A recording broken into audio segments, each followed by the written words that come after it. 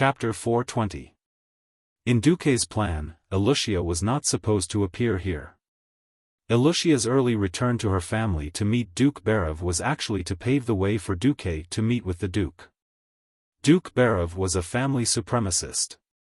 If he was called over by King Eden and faced the situation directly, it was obvious that whether it was out of his friendship with Eden or consideration for his family's business, Duque estimated that there was a 90% chance that he would agree to join the alliance. In history, the Barov family had also boarded Eden's pirate ship and suffered terribly from Eden. When Alterac failed to suck up to the tribe's daddy, Eden fled to the Barov family's hometown, Kayardero, and was surrounded by the alliance's troops. Duke Barov finally chose to hand Eden over. But after the war, the Barov family's territory was still confiscated, which led to the Barov family offering the entire Kayardero to the cursing sect during the Third Battle of the Dark Portal, causing the family's territory to become a scholomance where undead gathered. Since Duque knew about it, he would not let this tragedy happen. He easily convinced Duke Barov. It was simple. If even the Alliance's deputy commander, Duque, knew about the so-called betrayal of the Alliance, then the so-called rebellion was simply a joke. Since it was an anti-human plan that was destined to fail, even if it was the king he was loyal to, Duke Barov had no reason to board Eden's sinking ship. The reason for supporting the Alliance was also very simple. I am a human first, then a subject loyal to the king. Just like that, Duque obtained the full support of Duke Barov and his wife, and was able to use illusions to pretend to be Duke Barov and participate in Eden's betrayal. In Duque's plan, there was no need for Wuxia to appear. But now, Wuxia appeared on the rooftop under the protection of 4 strong private soldiers wearing the Barov family emblem. Not only Wuxia, but there were also 2 Alterac court mages standing behind her. Duque glanced at the red dragon and griffins fighting in the sky and said nervously, "Wuxia, it's dangerous here. I only told you to gather people to help set up the magic array, I didn't ask you to come. But I want to help you. Duque, you want to wipe out the Red Dragon army, don't you?" A strong gust of wind blew past, causing Wuxia's beautiful black hair to flutter in the wind. Beneath her silver forehead ornament was a pair of beautiful, intelligent eyes. Being with Wuxia had always made Duque feel comfortable. She was considerate and submissive, just like a little wife who would meekly endure whatever hardship she encountered. Not only that, but she had a good upbringing and excellent diplomatic skills, and she was also quite smart. However, Duke did not expect Wuxia to be this smart. Duque smiled, "As I expected. I've seen through you." Wuxia raised her chin a little proudly. "Of course, what you wanted me to do was to set up a magic circle to enhance the power of ice and snow, and I immediately thought of it. So I asked my father to use his connections to give you a little surprise." The daughter of the Barov family turned around and introduced them to Duke. "These 2 are Alterac's court archmages Gasnard and Chailt. They can give you control of the Alterac Palace's magic array." At this point, Wuxia blinked. One of the magic circles in the Alterac Palace is flight restriction. Duque was stunned. To be honest, Duque was not sure if Orgrim would come. He just instinctively felt that Orgrim would not let go of the chance to control a human kingdom. That was why he borrowed the power of Duke Barov, who was in power with Alterac, to bring in half of the Silver Hand Knights and the Windrunner sisters. The Silver Hand only had about 100 elite paladins. Half of the knights only had 70 people, which was not a problem for Duke Barov. If Orgrim did not come, these people would be more than enough to suppress King Eden. If Orgrim came, the Horde would be in trouble.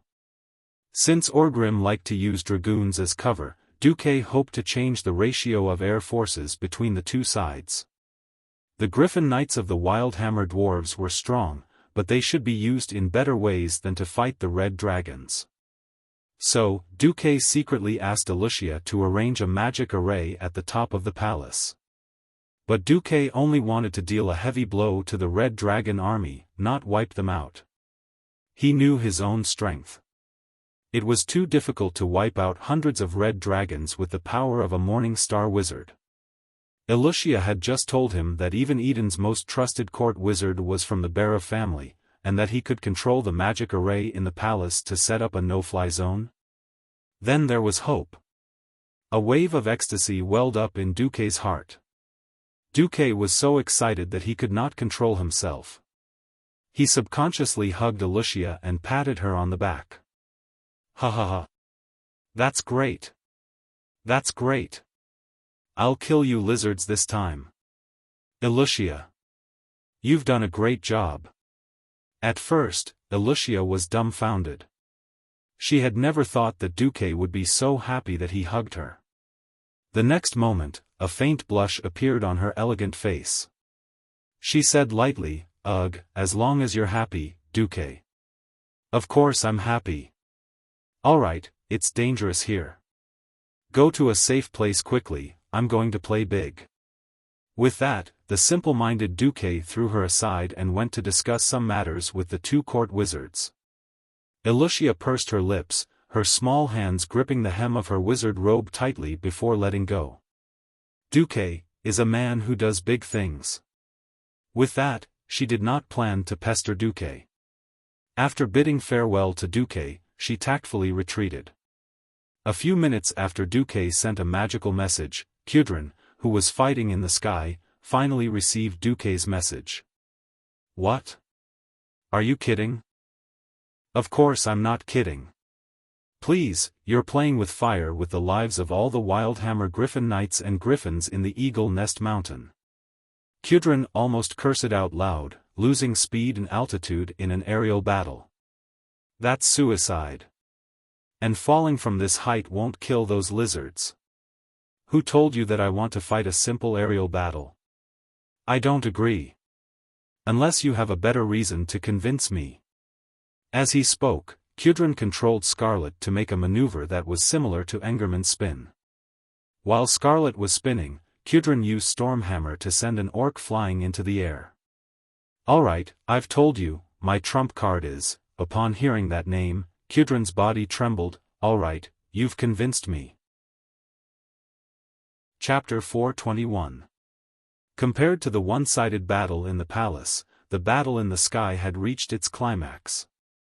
Apart from Kudrin's initial ambush that successfully killed a group of red dragons, the rest were all bloody battles.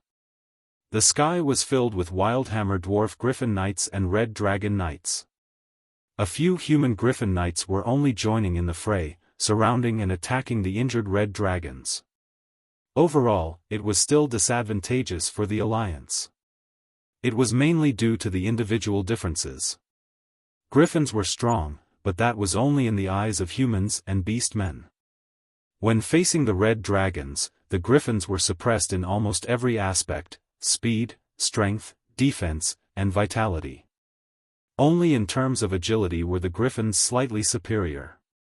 Kudrin had been trying to make up for his lack of combat power with tactics, such as sending one Griffin to lure the red dragons while the other two Griffins attacked from the back, killing the dragon roar orcs first before dealing with the red dragons. Unfortunately, the overall situation was still precarious. However, with good coordination and cover, the injured Griffins quickly retreated and managed to maintain the situation. Kudrin did not know how to win, and most of the Wildhammer dwarves were only relying on their vitality to support themselves. Originally, Kudrin was not optimistic about Duque's plan, but since Duque had invited that person, he decided to trust him for the time being. "Duque. You bastard. If you join the Wildhammer Griffin Legion and perish here today, I will find you and beat you to death even if you hide in the depths of hell. Don't worry. Stay calm," Duque said in a magical message. "Damn it, I must be crazy." While muttering to himself, Kudrin kept his storm warhammer and held the reins with one hand while blowing the horn with the other. Woo, woo, woo. The distant and heroic sound of the horn attracted the attention of all the Wildhammer dwarves. At this moment, the sun suddenly broke through the thick layers of clouds. As if responding to the call of the Wildhammer King, the white wings of countless griffins shone with golden radiance under the sunlight. They quickly got rid of their opponents and began to gather at the center of the battlefield. But every Wildhammer dwarf was dumbfounded. The next sound of the horn was landing? A short inquiry was sent to Kudrin. The reply was still land. The Wildhammer dwarves were dumbfounded. If they landed now, wouldn't their backs be exposed to the red dragon? And it was so dense. If the red dragon came over and used its dragon breath, that would really be. Oh. Even if our king wants to roast our griffin friends, there's no need to do that, right? The Wildhammer dwarves almost burst into tears. However, there was no other way. Sensing the gathering of the griffins, the red dragons had automatically ascended to a higher altitude. Then, they all descended to a lower altitude and began diving down towards the griffins. Descend. If you don't want to die, come down to the lawn of the palace. Kudrin ordered the herald beside him to repeatedly sound the horn, while he waved his arms fiercely, ordering his men to land. Whatever. If I die, I die. The Wildhammer dwarves gnashed their teeth and cursed Kudrin. They cursed the ancestors of the bastard who came up with this idea and ordered the griffins to descend at high speed. Above their heads, the huge red dragon legion had also finished assembling.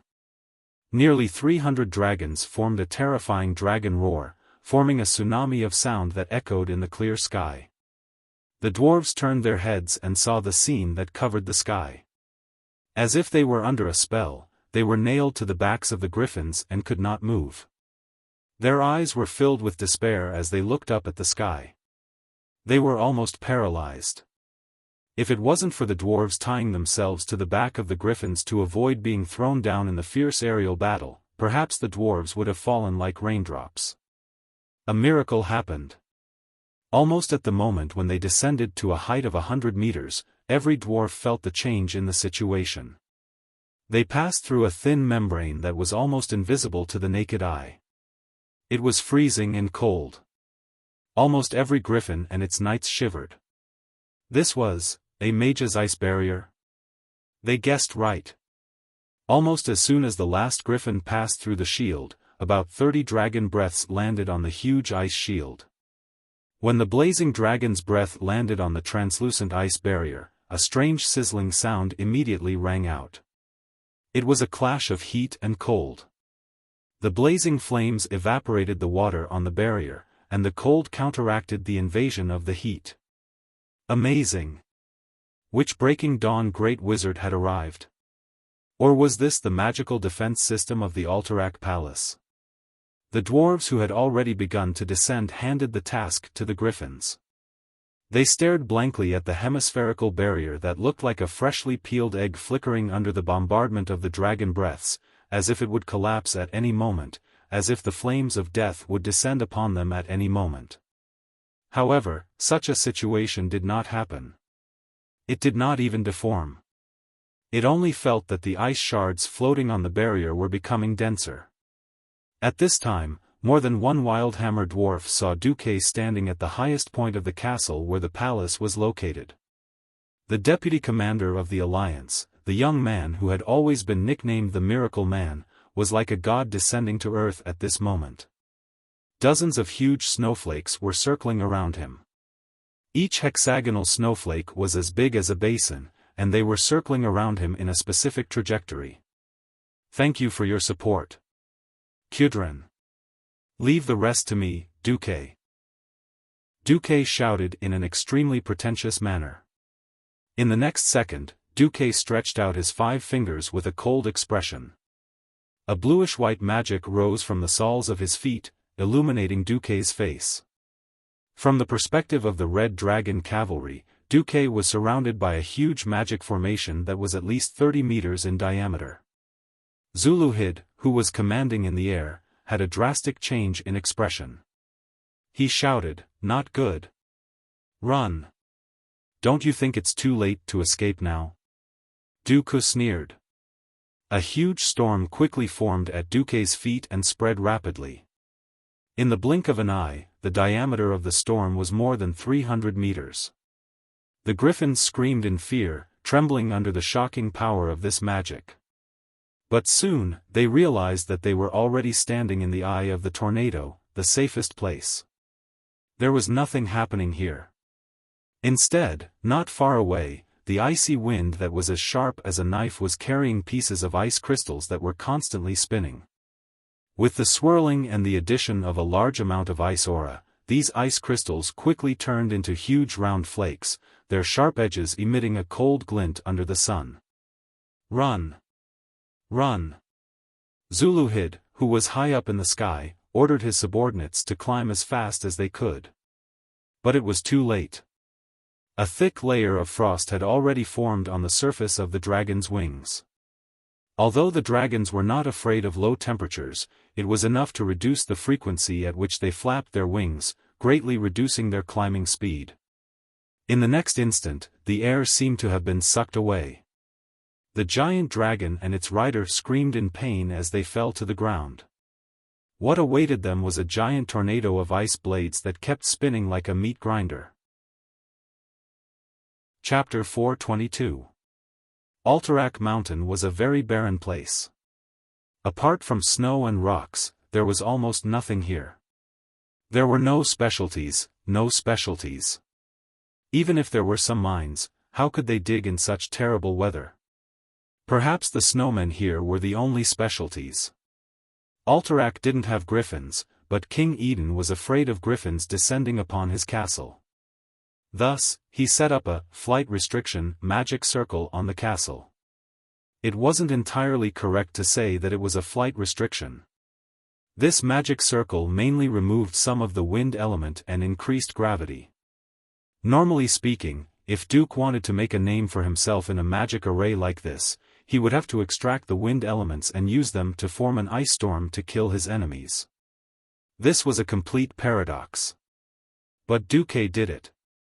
Under the gazes of the hundreds of Wildhammer dwarves and the thousands of Alterac soldiers and soldiers, everyone saw a huge ice tornado form under Duke's command. It was a huge tornado more than 20 meters above the ground. It was so big that one couldn't see its end. It wrapped around the towering mountains surrounding Alterac City in all four directions. The scenery in the distance was already blurry. All that could be seen were faint shadows rising and falling, as well as the faintly discernible mountain range. Apart from the contours of the world, all the landscape was destroyed by the huge spinning ice chunks. The giant dragon falling from the sky let out a powerful roar, but the roar that was full of vigor had long since been drowned out by the howling of the wind, turning into a muffled groan. The giant dragon was sucked into the tornado, its scarlet body quickly blurring and turning into a dark shadow.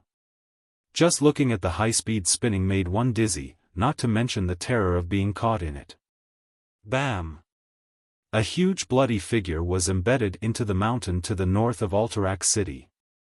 Everyone focused and realized that it was the corpse of a young red dragon with almost all its scales peeled off. Its flesh was a bloody mess, and its body was covered in ice. Bam! There was another explosion, and a smaller red dragon fell to the ground a little outside the city wall. After falling to the ground, it also lost all sound and movement. Just like that, the red dragons that had landed with great momentum died tragically one after another in the outskirts of the city. No one dared to make a sound. They looked in awe at Duque, who was casting the spell at the top of King City. From time to time, he would look at the huge tornado with a diameter of several kilometers. It looked like the storm was boundless. It was like a black hole that swallowed everything, pulling in everything in the sky and stirring it up.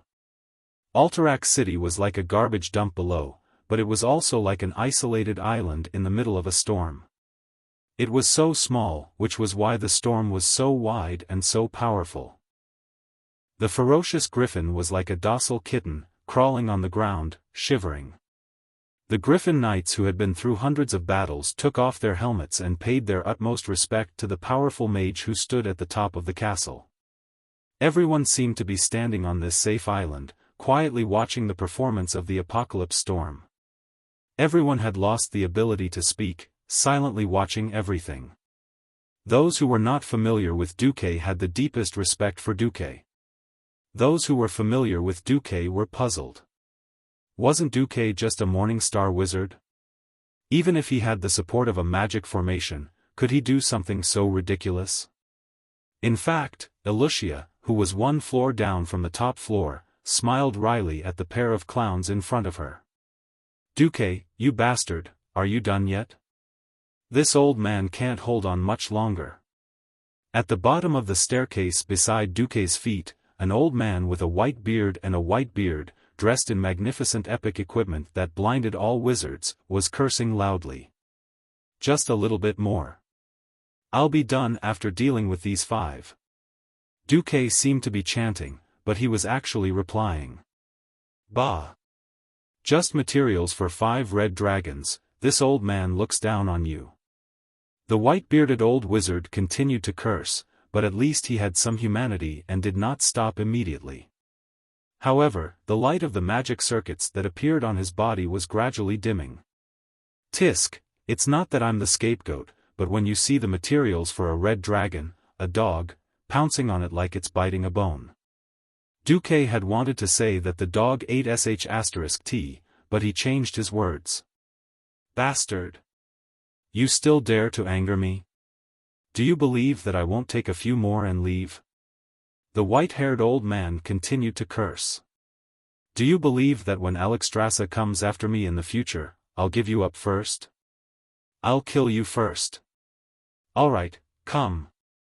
Duque smiled evilly, looking like a dead pig that was not afraid of boiling water. The old man did not utter a word. Lucia could not help but let out a pft. Humph. Humph. The two of them ignored each other. Who was this old man? Naturally, he was the Dalajan's greatest, most powerful, and most magnificent chairman, Antonidas. After gaining control of the magic formation, the first thing that Duque thought about was how to maximize the results of the battle. Since he wanted to keep the entire Red Dragon Legion here, he alone could not do it. So he used a magic message and dragged Antonidas into the water.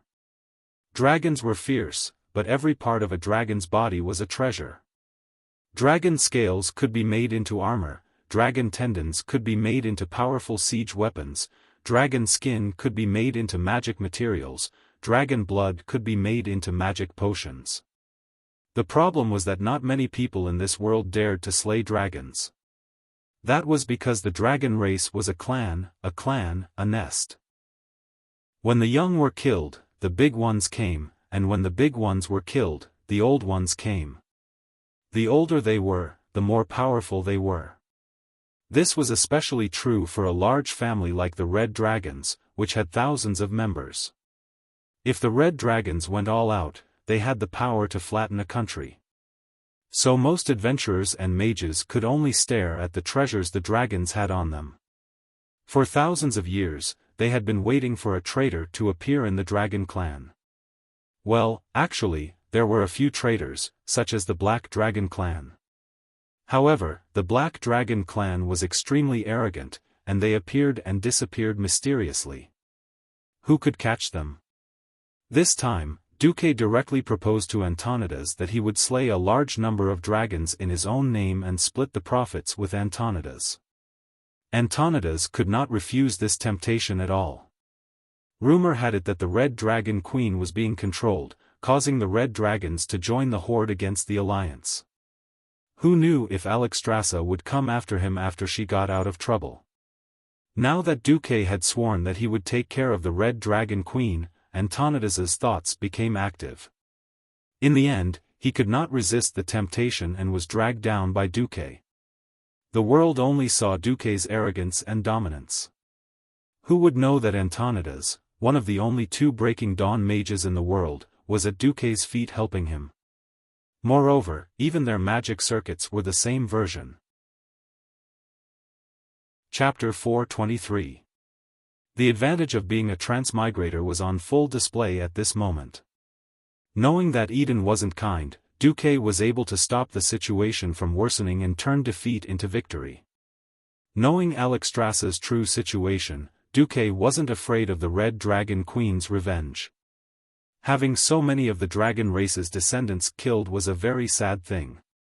But being controlled by demon soul for a lifetime, being tortured by the crippled beastman Necros every day without being able to resist, and having to send the red dragons to their deaths, this was the true tragedy. As long as Duque broke demon soul's control over Alexstrasza, the Red Dragon Queen wouldn't be able to thank him enough. Why would she vent her anger on him for slaughtering her descendants? Thus, Antonidas's fear was completely unfounded. Because of an unlikely event, he felt that he owed Duque a huge favor. Antonidas was also a model of taking advantage of others. Oh, that wasn't entirely true.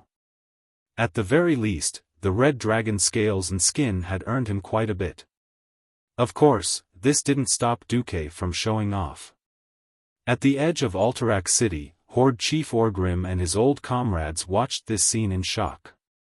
Duke, who was standing on top of the city, was like a god, waving his arms, summoning gales and blades of ice, wantonly splitting the sky, causing the giant dragons in the sky to scream and fall to the mortal world. Not a single dragon could escape the terrifying storm. Not a single dragon had the ability to pass through the storm and give Duque the slightest blow. These overlords of the sky that usually soared in the sky were now no better than pigs in a slaughterhouse, being slaughtered one-sidedly. Orgrim guessed that this was the work of the humans' magic arrays. As a warrior, his knowledge of mysticism was still lacking. However, that sense of crisis and that sense of urgency made Orgrim's mind frantically ring the alarm bells. Seeing the battered and exhausted Zulucid flying over on his last dragon, Orgrim couldn't help but roar, "Is there any news of Ghoul Dan? The tribe needs his evil power right now." Zulud gritted his teeth and lowered his head. "I've already sent a messenger, but there's no reply." "Then send more messengers. 2 riders to a group, 3 riders to a group. If that doesn't work, then you can go yourself." Orgrim was fuming. He was a little confused. Could it be that every capital city in this world had such a powerful magic defense system? Stormwind City burned down 100,000 orcs. As soon as Kuel Salus entered the country, he had to rely on Ghoul Dan to break through the magic defense system. Even Alterac, the weakest of the 7 human kingdoms, had a magic formation that could annihilate hundreds of dragons. Wouldn't the magic defense of Lordaeron, the strongest human kingdom, be? Orgrim didn't dare to imagine it. Even after sending Zuluhid away, Orgrim was still in a bad mood. He could not help but mutter, "Does every kingdom have this many defensive magic circles?" "That doesn't seem to be the case, Great Chief." A voice that Orgrim didn't recognize sounded. The Great Chief turned around and saw an unfamiliar face. It was a sword saint of the Fireblade clan. This young sword saint seemed to be here to report on a mission. The only thing that Orgrim was curious about was that the sword saint was carrying a human in each hand. Sensing the Great Chief's suspicious gaze, the sword saint immediately explained in the orc language, "Just now, I used Bladestorm to kill a lot of human nobles, but these 2 young humans with the Duke's insignia have magical defensive devices on their bodies and escaped death. I think they are very important human nobles. Able to block a sword saint's Bladestorm?" There weren't many of such devices, and even if there were, they were very expensive. Orgrim remembered that Samuro had said that he almost killed the King of Stormwind, and that the king did not have such anti-weapon devices. Most beastmen were uncouth, and only a few Great Chief were willing to learn the common language and human knowledge. However, the Fireblade Sword Saint, who was the strongest assassin and scout of the beastmen, was definitely an exception. Mastering the enemy's language and knowing who was the most valuable target was definitely a necessary lesson for an assassin. Orgrim didn't care about the others, but before he used the spell, he had carefully told the Sword Saints about Alterac's noble insignia. Just like the Sword Saint, Orgrim could tell just by looking at the badges of these 2 young humans. Bear of family? 2 dukes. Brand new Duke insignia? Let's get back to what you were talking about, Sword Saint. As Orgrim spoke in orc language, he flashed a sinister smile at the two young humans who were panicking. The two of them were so scared that they peed their pants. There were obvious water stains on their crotches.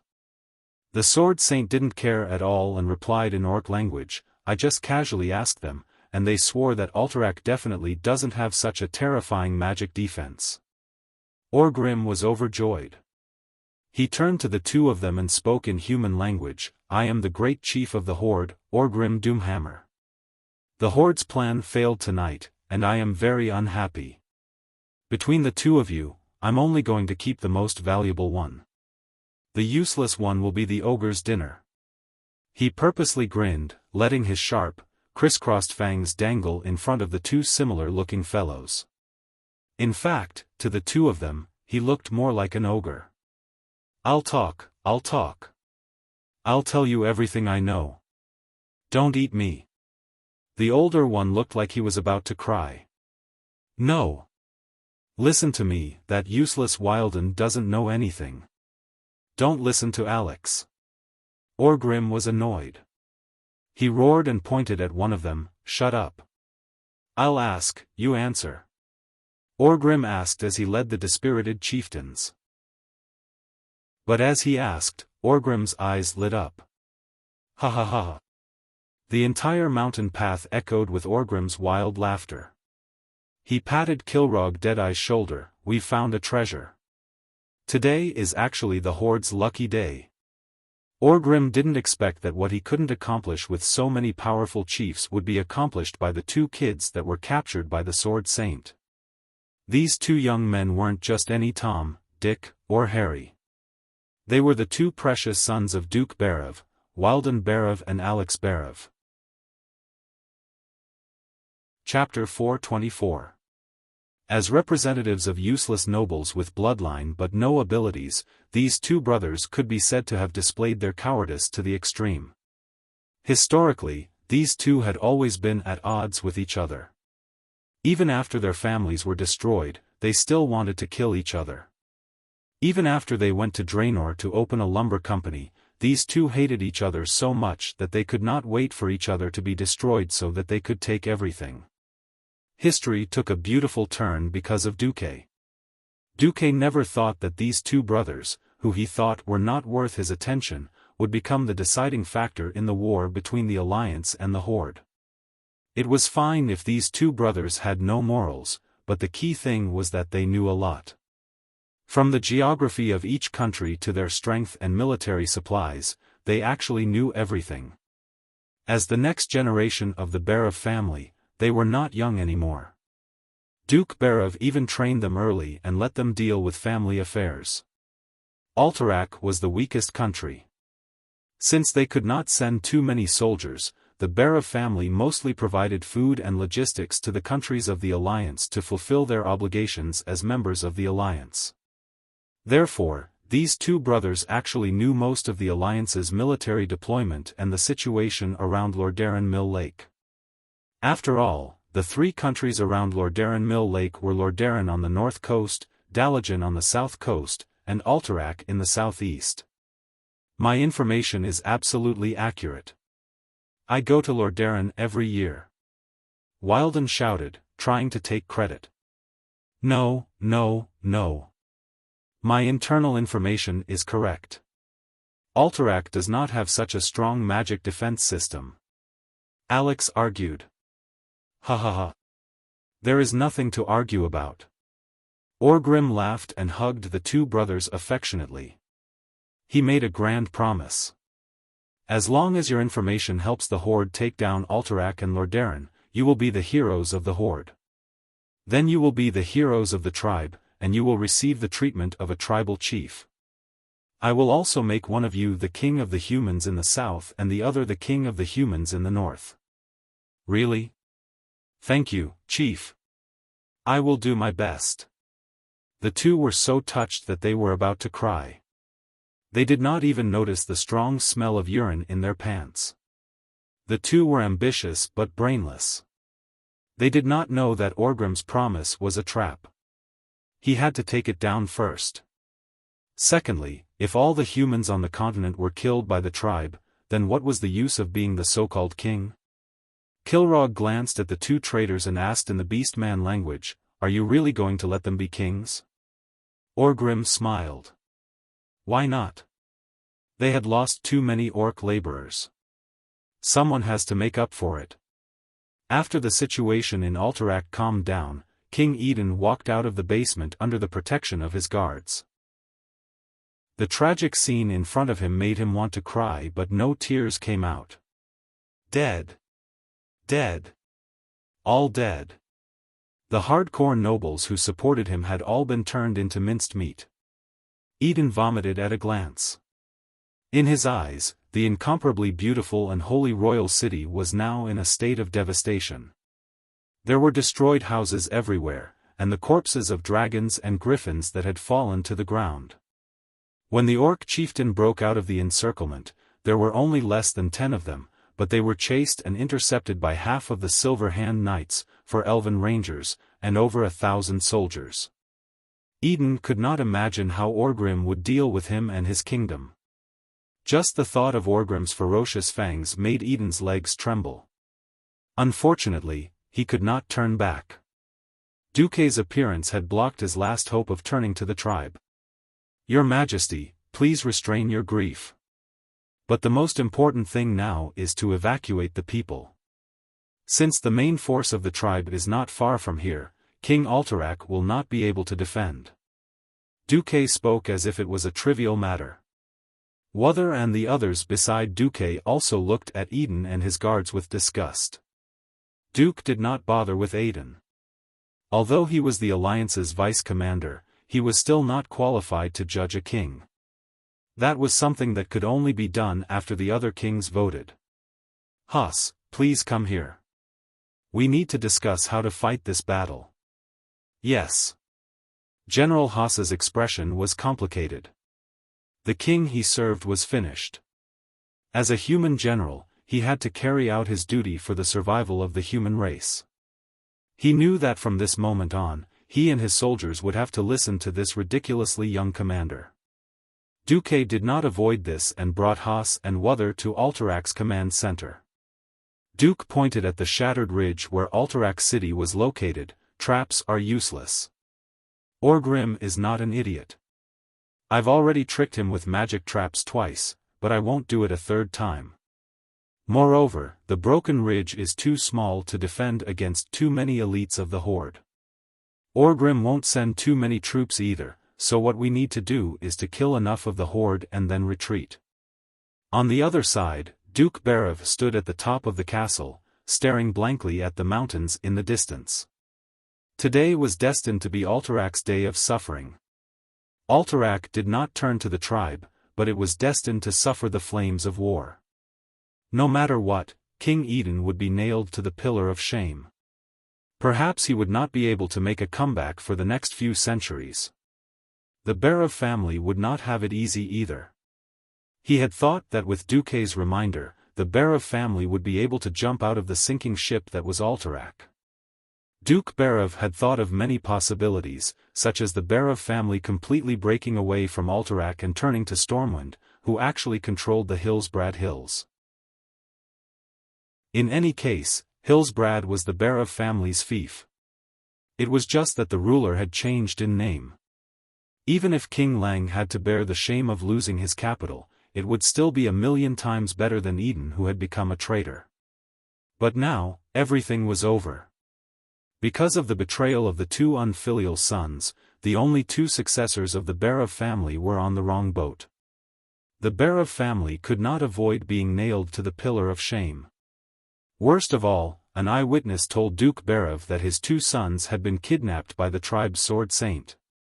Alex Berev trembled all over. He knew his son's character too well. What if, just as he was about to collapse, King Eden walked over? Alex. Is this the ending you wanted? You and I are finished. Our family is finished. Not only did we not get anything, we have to give up everything. Eden waved his arms in agitation. Duke Berev was speechless. He looked at his childhood friend in a daze, his gaze unfocused. Just as the Duke was about to say something, the two guards beside Eden suddenly flew out. Chapter 425. Duke Barav also had guards behind him. Unfortunately, the two unlucky fellows had just seen their companions suffer and were wondering if they had been hit by an invisible dragon when they were struck by it. Two long, sharp knives pierced their necks from behind. Sword Saint. Another Sword Saint of the Orcs. No one had expected that the Beastman's Sword Saint would actually return so quickly. Duke Barav and King Piranad did not expect it, and neither did Duque. At this moment, all the elites in the Broken Ridge were gathered around Duque for a battle conference. King Eden looked at the blood splattering in front of him, and was scared out of his wits. He tried to dodge, but a huge green figure quickly materialized from a blur, cutting off all his hopes. In the next second, a scorching and powerful green arm already gripped his neck, lifting his entire body up. "Don't kill me. I'm the Great Chief's loyal servant." Eden's feet left the ground, and he shouted with difficulty. "The Great Chief doesn't need a lowly subordinate like you. Remember, my name is Samuro." The holy swordsman of the Horde proudly announced his name in the common tongue. He then beheaded the king of Alterac, one of the 7 human kingdoms of the Lordaeron Alliance, Aiden Piranad. At this moment, time seemed to have frozen. There were more than 30 people around who witnessed this scene, and everyone's face was filled with fear. Looking at the head that was spinning in the air and flying high into the sky, looking at the head that was wearing the supreme golden crown on its forehead, everyone forgot to breathe.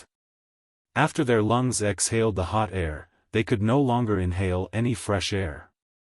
This was the head of a king. Before the head could fly for half a meter, it was grabbed by Samuro's left hand. Then, Samuro looked at Duke Barav with a gaze that symbolized the god of death, and his huge fangs glinted in the sunlight. "Duke Barav, your 2 sons asked me to send their regards to you. You're better off dead. As long as you're alive, they won't be able to become the legitimate heir of the Barav family." Samuro's clear common language made Duke Barav feel as if he had fallen into an abyss. Although he had long since anticipated that things would develop in a bad direction, he had never imagined that his 2 sons, who were worse than beasts, would not only learn from Eden and betray the humans, but also be so heartless as to ask the tribe's Sword Saint to take his life. His breathing had stopped, and his heart had forgotten to beat. At this moment, Duke Barav had already accepted his fate. 2 streams of tears rolled down his wrinkled face. Who would have thought that his illustrious reputation would be ruined in the hands of his 2 scum sons? Perhaps this was the result of him being too busy with his career and not disciplining his children. Just when everyone was in despair, a dazzling flash of light suddenly appeared between Duke Barav and Samuro's falling longsword. Dang! In Samuro's eyes, the dark blue ice barrier was like a huge block of ice that had suddenly appeared. This solid block of ice mercilessly rejected Samuro's attempts to raise his martial merit further. Duque had arrived. Using his powerful spatial sense and positioning ability, he flashed 3 times consecutively and ran from the command room to the roof. He had blocked this crucial attack. Samuro's sharp pupils constricted at lightning speed. Duke Marcus. Even though his entire body was sealed in ice, and even though he seemed to have used his last trump card, as the most feared enemy of the entire tribe, he seemed to have an endless supply of trump cards. Samuro believed that he could firmly suppress a Morning Star wizard who had used his trump card, but killing him would consume too many skills and waste too much time. His target was King Eden. As a sword saint with high attack and low defense, his use was reflected in concealment and surprise attacks. Without concealment and having lost the initiative, how could a sword saint go head-on against a powerful wizard with an infinite number of control techniques? Samuro did not hesitate to pull away and dodge. It was not just him. All the sword saints of the tribe did the same. Even though Duque quickly cancelled the ice barrier, he could not stop the high-speed sword saint from jumping onto the roof of a tall building beside the castle. When Duque flashed over again and prepared to use the system elf's powerful scanning ability to find and kill Samuro, who had entered the Gale Step state, another sword saint appeared beside Duke Barav. Duque had no choice but to flash back again. That sword saint had been killed by Duque in an instant, but Duque had completely lost sight of Samuro. 30 minutes later, in the tribe's temporary camp, Orgrim let out the loudest and most heartfelt laughter since he had landed on Lordaeron. Ha ha ha. Ha ha ha ha ha. The head of a human king. Ha ha ha. The head of King Eden, who had died with grievances, was Samuro's most outstanding achievement. The golden crown on Eden's forehead told every orc chief of the night's harvest. Samuro. You're the chief meritorious service today. I'll allow you to carry this head around the entire camp. Thank you, Chief. Samuro's eyes were filled with ecstasy. This was the highest honor a Horde warrior could receive. Orgrim punched the Alterac Kingdom's capital on the map. Today. Today is the day of victory for the Horde. We are going to destroy the capital of the Alliance. The entire Horde camp was in an uproar. The head of a king. This was the first time they had obtained the head of a despicable human king since the start of the war. Every Horde warrior raised the weapons in their hands and let out a loud roar, releasing the grievances they had been suppressing for a long time. Yes. This was the glory of the Horde. This was the orcs' military achievement. Orgrim walked up to the high platform of the camp and took Eden's head from Samuro's long sword. He raised it up high, and a tsunami of cheers erupted from below. Today. Today is the day of victory for the Horde. We will use the head of a human king and the destruction of a human kingdom to tell all living beings on this continent that going against the Horde is destined to fail. It will definitely be destroyed. Today is the day of glory for the Horde warriors. Let us take this victory with our own hands, Loktar, Loktar. 50,000 voices rang out in unison. The Horde moved out with unparalleled killing intent. With a thirst for victory. A thirst for fresh blood. The thunderous footsteps could be heard even from a few kilometers away. Duque, who was overseeing the broken ridge, had a blank look in his eyes. His face was green. After thinking for a long time, Duque let out a long sigh and waved his hand. Pass down my order, everyone retreat immediately. Why? General Haas's neck was red. Because Eden is dead, the Horde's morale is at its peak. But because our king is dead, the soldiers desire revenge for his majesty. Haas's eyes were bloodshot. I have a message for you and your soldiers. What is it?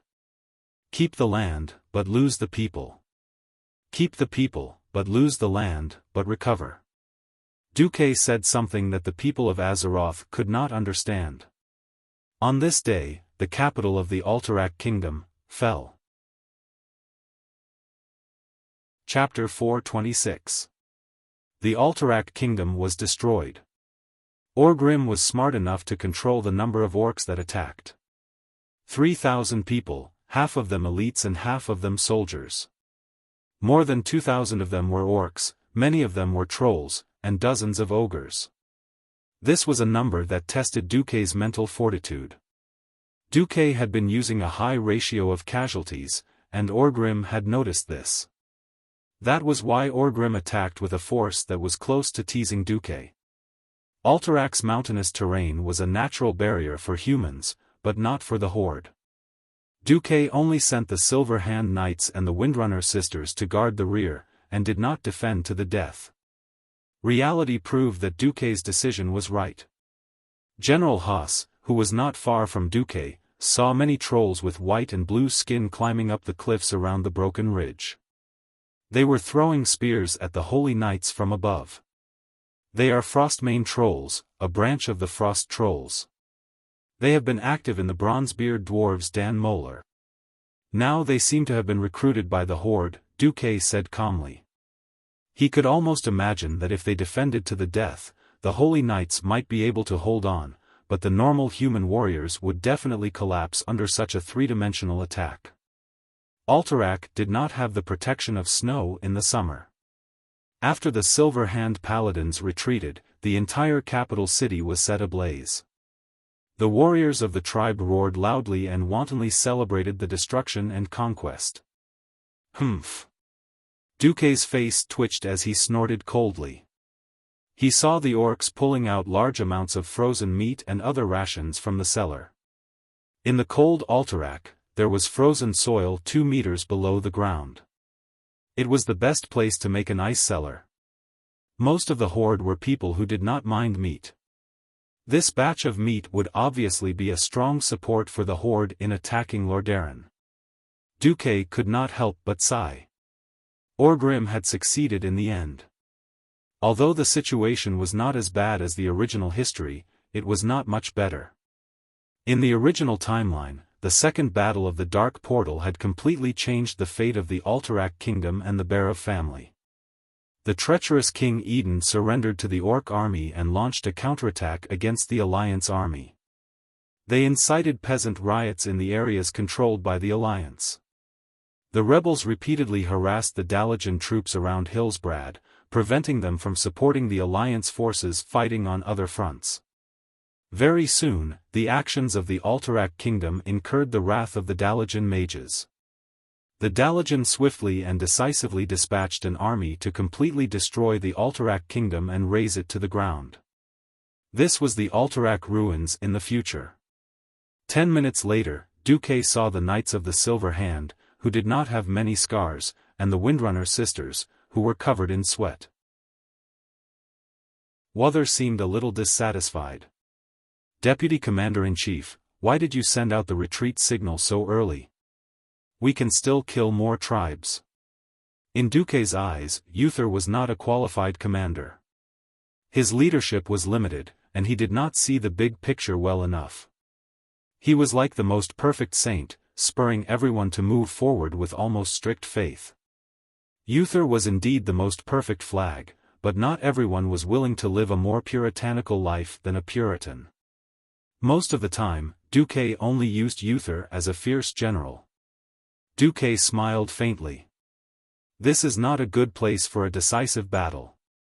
If you were somewhere else, you could kill 100 horde warriors in an hour. Here, you can only kill 40. Save your strength, there is still war to fight. Pack up, we will immediately set off for Lordaeron. If we don't leave now, the tribes will reach your home before us. Not only Uther, but Sidan and Theon, the paladins from Lordaeron, also raised their eyebrows. Ignoring the paladins, Duque turned to General Haas and said, "Bring the Eagle Knights and all the infantry you can muster and follow me." Haas was stunned. He turned to look at the Alterac refugees in the distance. What about the Alterac citizens?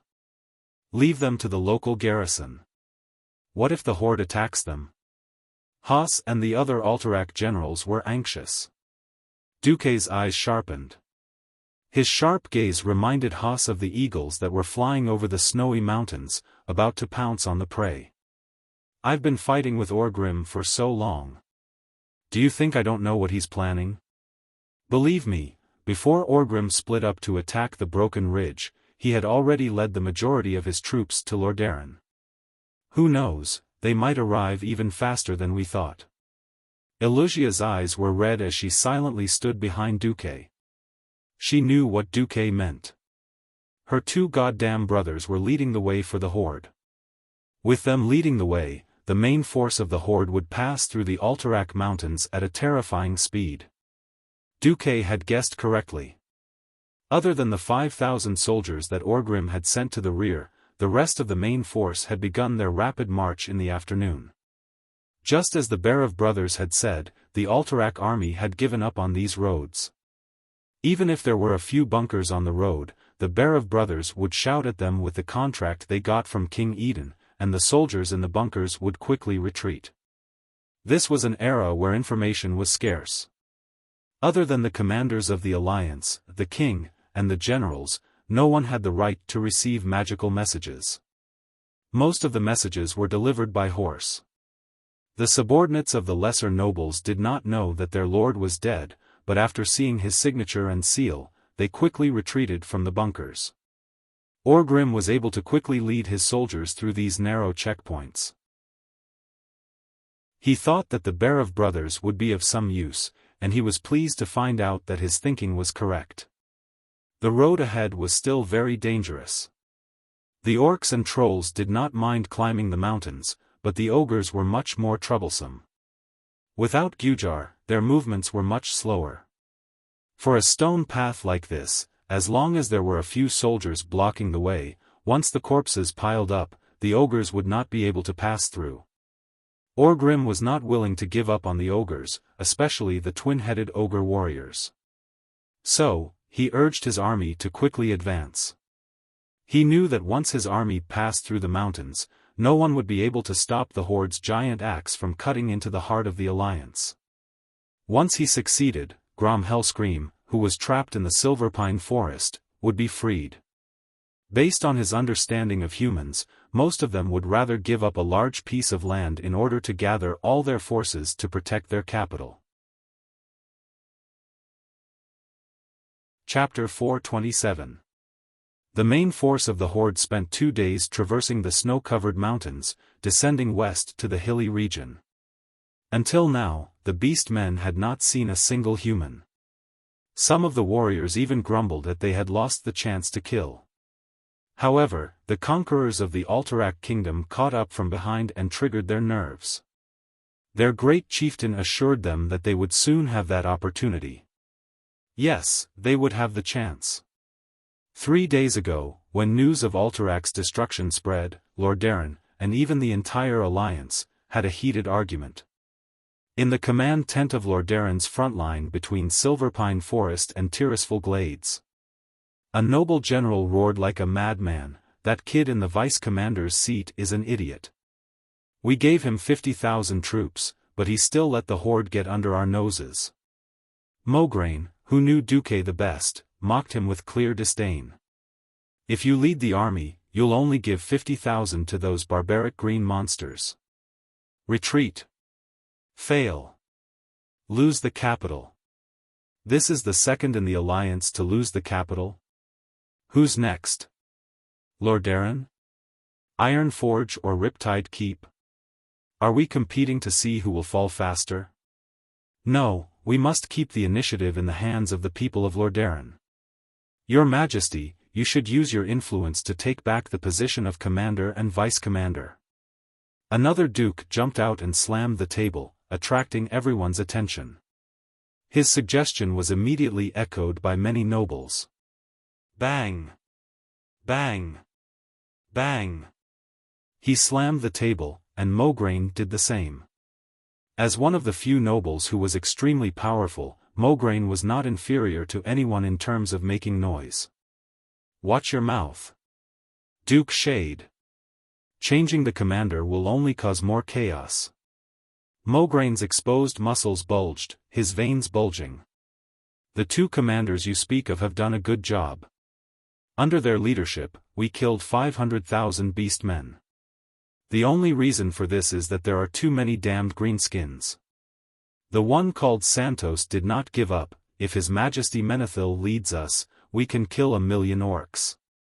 Admittedly, this was a very skillful bootlicker. If it was any other time, King Tyrrhenas would have accepted it with a smile. Unfortunately, this was a time when they needed the help of the allies the most. The King of Lordaeron, who was sitting on the highest seat, said calmly, "If I were the commander, there would be no alliance." The nobles immediately shut up. The white-haired King Tyrrhenas rubbed his temples and turned to look at his best commander, High Lord Mograine. "What is your opinion?" "My Mograine. We can only retreat. The best soldiers of Lordaeron have been transferred here. The remaining city guards can't possibly deal with the core elites of the horde. If the combat power of this horde is as terrifying as Deputy Commander-in-Chief Marcus described, a few of the nobles stood up like cats whose tails had been stepped on. However, Turinas raised his hand and gestured for them to keep quiet, and they could only hold it in. We don't have enough soldiers to fight on two fronts, so my answer is, yes. Ignoring the murderous gazes of the nobles whose fiefs were in the Tirisful woodlands, Mograine gritted his teeth. We don't have enough troops to fight on two fronts, so my answer is, yes. My Majesty. We cannot afford to lose Lordaeron. Everyone knew this, but it was a different story when it came to the Horde. Everyone knew that the Horde was a swarm of locusts that would consume all the resources wherever they went. The Horde was a nomadic people, and they had no concept of sustainable development. They hunted all the beasts in the forest and cut down all the trees. When they had no other choice, they would let the laborers feed the animals with plants. For example, the pigs captured from the humans were very much to the beastmen's liking. After fighting in the Silver Pine Forest for so long, they had almost destroyed the entire forest. It was summer, and it was difficult to find a tree with green leaves. Once they retreated, the Silver Pine Forest would become the template for the future Tirisful woodland. Now that they saw the bitter faces of the Tirisful woodland lords, the lords of Silver Pine Forest who had suffered for a long time felt like gloating over their misfortune. However, retreating to Lordaeron was also a painful choice. After being surrounded by the Horde from both east and west, Lordaeron would lose all contact with their own territory. If they wanted to get supplies, they could only rely on Lake Lordaeron. To the east of the lake was a mountain, to the west was the destroyed Silver Pine Forest, and to the south was the Dalagen. The Dalagen had never been known for their food production. What was particularly ironic was that the grain production area controlled by the refugees from the Stormwind Kingdom in Hillsbrad had become the backbone of the Alliance's food supply a year later. Alright, next topic. Since we've decided to retreat, how do we do it? The Horde in the Silver Pine Forest had obviously received the news, and their attacks had become more frequent in the past 2 days. If we retreat now, we'll all be wiped out if the Horde catches up to us, Mograine warned solemnly. In principle, we have to leave some troops behind to cover our retreat. Hearing this, many lords' facial muscles twitched, and they lowered their heads. Some even took small steps back, afraid that their king would take a liking to them. Tarina's expression did not look good. He waved his hand, and a servant immediately handed Mograine a note. I'm not very familiar with military matters. This is an idea that Duque gave me using magic. What do you think? Mograine's eyes lit up when he saw it. He said excitedly, he really is a military genius. Grom Hellscream personally led the army to attack the northern defense line of the Silver Pine Forest. As a pure warrior, he did not know much about strategy. Since Orgrim had sent him a letter to lead the army to the north, he continued to send small groups of troops to attack. The humans' performance when they had a solid base was much worse than when they were fighting in the wild. If these guys were allowed to return to Lordaeron, it would definitely increase the difficulty of the attack by a few levels. For the past few days, there had been continuous drumming in the north, as if telling the Horde that they were on guard. In reality, as soon as the Horde's troops got close, the drumming would become more intense, and according to the scale of the Horde's attack, more human troops would pour out from the camp. The annoying paladins disappeared for 2 days, and then returned. The Silver Paladins even personally killed small groups of troops. This situation lasted for 3 days, and then Grom suddenly realized that something was wrong. Oh no! The humans are escaping. Chapter 428. The hanging sheep beating the drum was a trick used by the ancestors of Wuxia. It was definitely something new for the tribes. When Grom led his army towards the Lordaeron camp that had at least 100,000 people, he only saw less than 1,000 cavalrymen and dozens of paladins torturing his small army. Go! Go!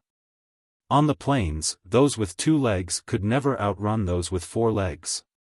No matter how much Grom stared, he could only watch as the last troops of the Rotterdam kingdom left them in the dust, while the tribe could only eat dirt behind them. In fact, the Lordaeron army that retreated 2 days earlier could not make it back to Lordaeron. The terrain of the Tirisful forest itself limited the speed of retreat. Not to mention, the 100,000 troops were squeezed on a forest road that only allowed 2 carriages to travel side by side. No matter how fast they marched, it would take them at least a week to reach Lordaeron. There were not many kings in this era who dared to use teleportation. King Tyrrhenas was almost going crazy. He had seen the orcs' godly skill of attacking cities with his own eyes. 2 orcs carrying a tree trunk dared to rush towards the gate of the city. If left alone, the gates would be opened in 2 to 3 minutes. Quick, quick, quick! My Kalia! My Arthas! Tyrrhena's heart broke when he thought of his wife and children who were still in Lordaeron. Unlike most other kings, Tyrrhenas had children at an old age. He only had Kalia when he was almost 40, and then Arthas. In this era where people married early and had children early, it was not wrong to say that he had children at an old age. He did not spoil his children very much, but he loved them as much as any father in the world. Tyrrhenas had already asked Mograine to abandon the army and lead the Lordaeron knights back. He was still afraid that they would not make it in time. In fact, the horde had already arrived a day before the vanguard of the Lordaeron army arrived. Your Highness! Your Highness! The orcs are attacking. Arthas, who was in the palace, was stunned. He raised his handsome but childish face and looked blankly at Melev, the captain of the royal guards, who had rushed into the palace in a hurry. What? It was not that the Rotterdam kingdom did not receive the news. In fact, when Alterac royal city fell 2 days ago, Duque had already sent a magical message. Duque repeatedly warned that the tribe would likely arrive within 3 days, but none of the people from the Rotterdam could come up with a solution. Many nobles believed that it was impossible for the tribe to reach the Broken Ridge within 3 days because it would take at least 7 days for the humans to travel by land. When King Tyrrhenas was not in Lordaeron, Arthas was in charge of the kingdom. Of course, the 13-year-old Arthas was already quite assertive, but because of his age, he was still more of a mascot. At this moment, he completely ignored the nobles who were waiting to be summoned and were now whispering in fear. He suddenly stood up and waved his hand, gesturing for Molev to come forward. The orcs have arrived? Yes, Your Highness, the guard captain answered quickly. Melev was an experienced soldier. When he was young, Tyrrhenas had promoted him from a border guard to a guard.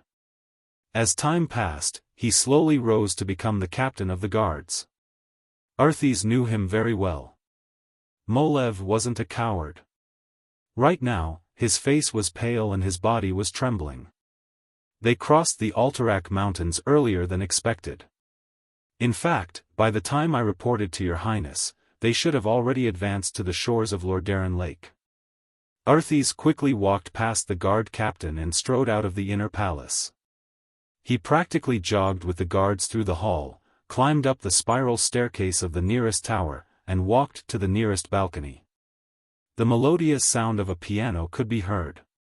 The sound was so soft and pure that it seemed to make all the anxiety in one's heart disappear. It was the sound of Arthas's sister, Kalia. This was Kalia's piano room. When Arthas barged in wearing leather armor, the maids who were waiting by the piano, as well as Kalia herself, all raised their heads in shock. They stared blankly at Arthas, who was followed by Molev and the other guards, rushing in.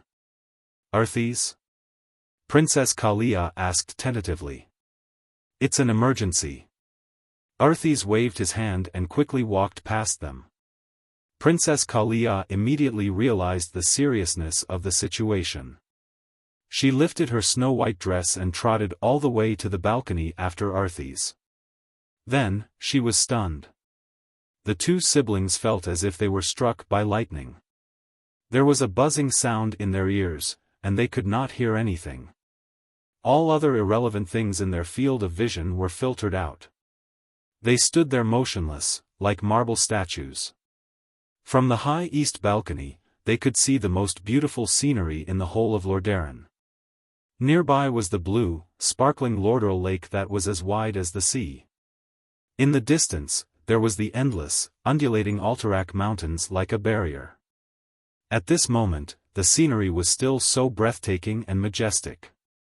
However, on the empty grassland between the scenery and the white city walls of the Rotterdam Kingdom, there was a group of green people that were constantly squirming.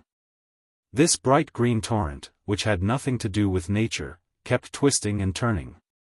It was like locusts eroding the entire grassland, spreading all the way to the shore of the lake. It was as if they wanted to fill everything in their field of vision with this green. This was not an illusion. Deputy Commander Duke Marcus' repeated warnings were not alarmist talk. This time, the horde had really come. With an unyielding murderous intent. With an endless amount of destruction. Arthas heard the screams of the maids behind him. However, other than the sound of his sister's breathing, he could not hear anything else. Molev. Arthas's roar woke the captain of the knights, who was staring at the scene in the distance with his mouth wide open. Your Highness. Molev quickly lowered his head. Sound the alarm. Close the city gates immediately. Get all the soldiers to the top of the wall. Other than defending the city walls, there is no other way to defend against their first wave of attack. Arthas, who was very assertive, made his decision. But, Your Highness, there are still thousands of refugees waiting for inspection outside the east gate. Arthas's cheek muscles twitched. Just force the door open. There are at least 3,000 refugees outside. Molev looked like he was about to cry. Arthas slapped him. Idiot. These 3,000 people are dead for sure. If we sacrifice 300,000 people in Lordaeron to save 3,000 people, we will be the sinners of Lordaeron. Go. Now. The captain covered his face and quickly left. Chapter 429. Prince Arthas was right. This was the only way he could save the majority of his people. To be so resolute at such an inexperienced age was definitely a rare and valuable quality. Arthas was also wrong. This was the same as abandoning his own people, even if it was only a small part of them. In this era where sacrifice, courage, and chivalry were emphasized, most kings who were brave enough would choose to send their generals or even personally lead the army to fight for a chance of survival for their citizens who had yet to enter the city. Princess Kalia covered her mouth and nose in shock, looking at Arthas in disbelief. It was as if she had just met Arthas for the first time, and not as a good brother and sister who had been in love with each other for 13 years. Sister. Father took away almost all the generals and mages. He didn't even leave any champion knights for me. Arthas complained angrily. Yes, no matter how brave a general was, he could not lead a group of pigs to victory. The pressure on the western front was too great. In the Silverpine Forest, Grom Hellscream's ferocious attack was undoubtedly the best feint. King Tyrrhenas was forced to take away almost every professional soldier in Lordaeron, except for the royal guards. Other than a small number of archers, most of the soldiers defending the city were farmers who only knew how to use pitchforks a month ago. They could not even put on their armor. Sister, you stay here.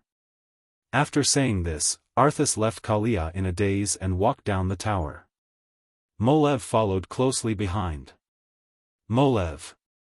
Send a small team of royal guards to stand by. If the east gate is breached, immediately bring my sister to the west and find my father. Your Highness, what about you?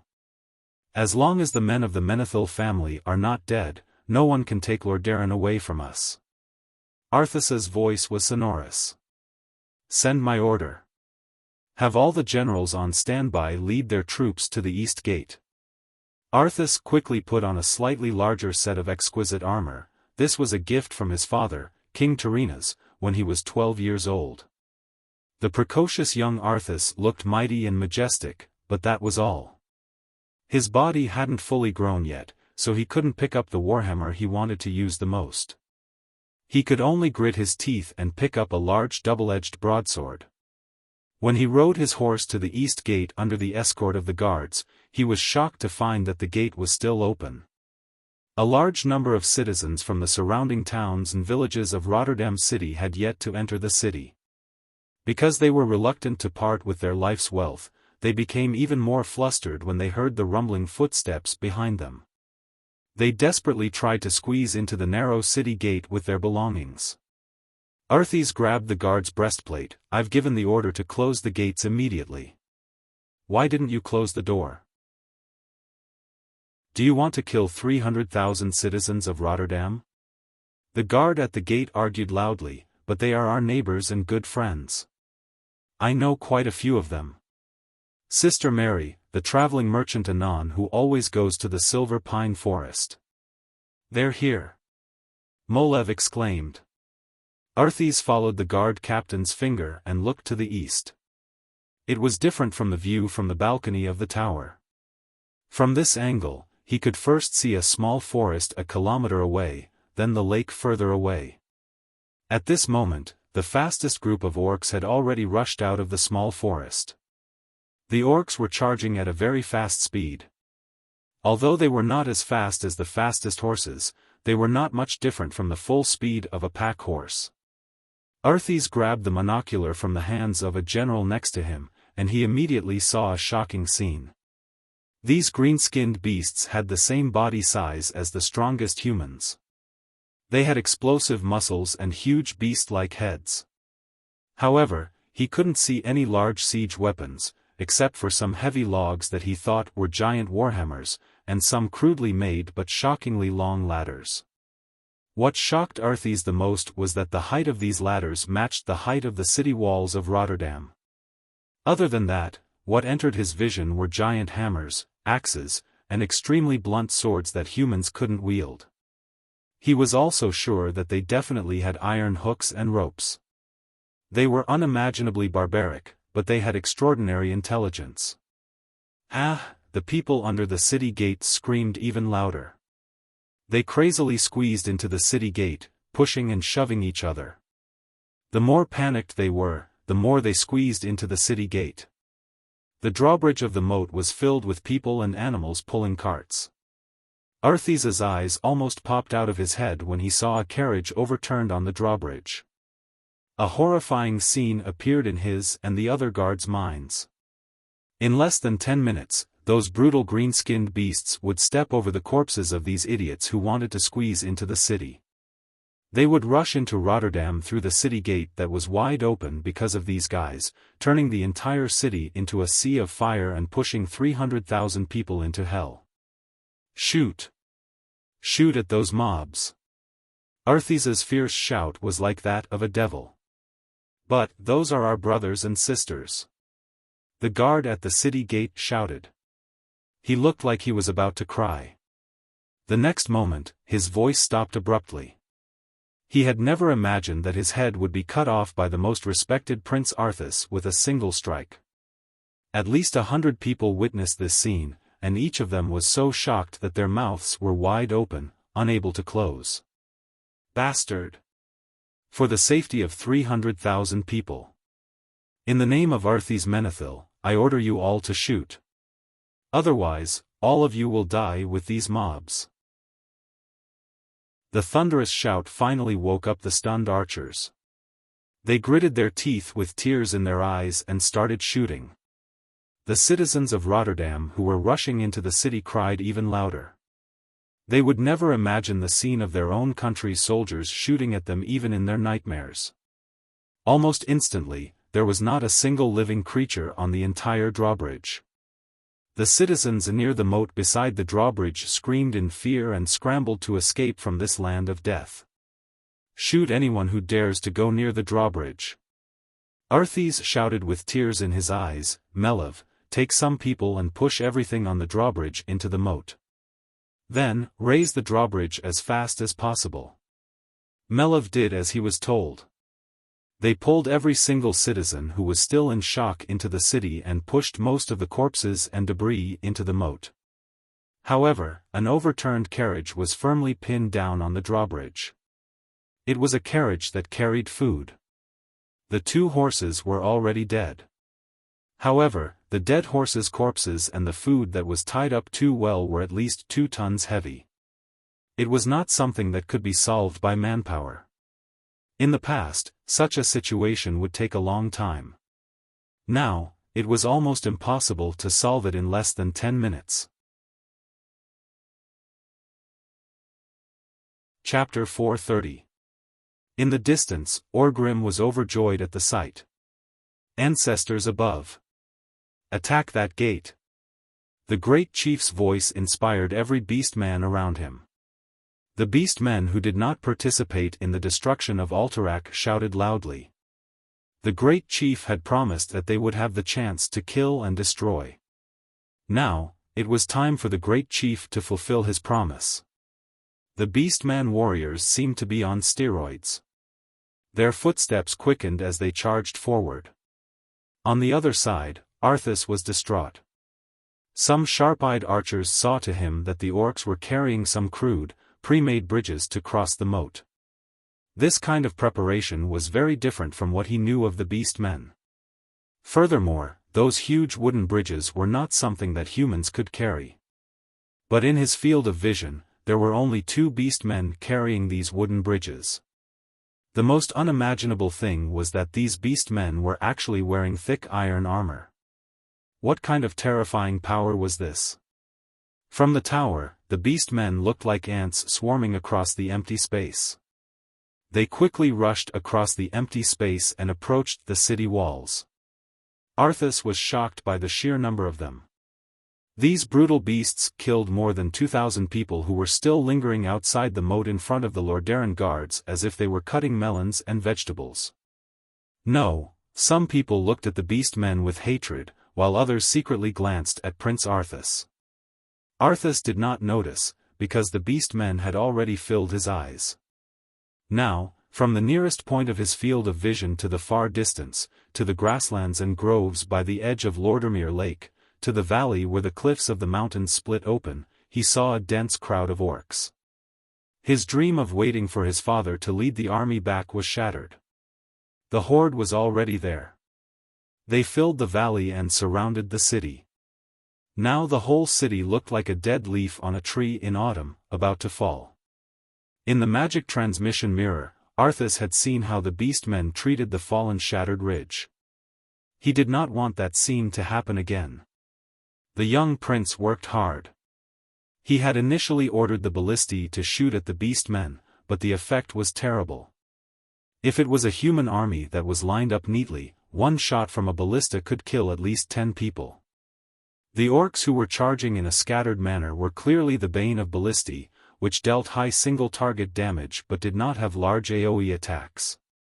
Most of the ballistae did not hit their targets, which made the already flustered defenders very frustrated. Soon, the orcs entered the range of the archers. Fire! The scene of the enemies falling to the ground one after another did not happen.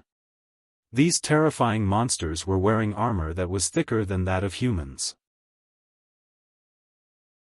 Just by hearing the clanking of arrows, Arthas estimated that the armor of these monsters was at least a third of an inch, 8 millimeters, thick. Arthas suddenly came to a realization. That's right. The military manual that was personally written by the Alliance's vice-commander Duke Marcus and distributed to all the Alliance's high-ranking generals had a line that said that bows and arrows were useless against the strong orcs. Only heavy javelins could kill orcs better. Javelins. Where are our javelins? Arthas bellowed. They've all been transferred away by His Majesty. Molev said with a sad face. In the midst of hesitation and panic, a large number of orcs had already rushed past the firing range of the long-range weapons.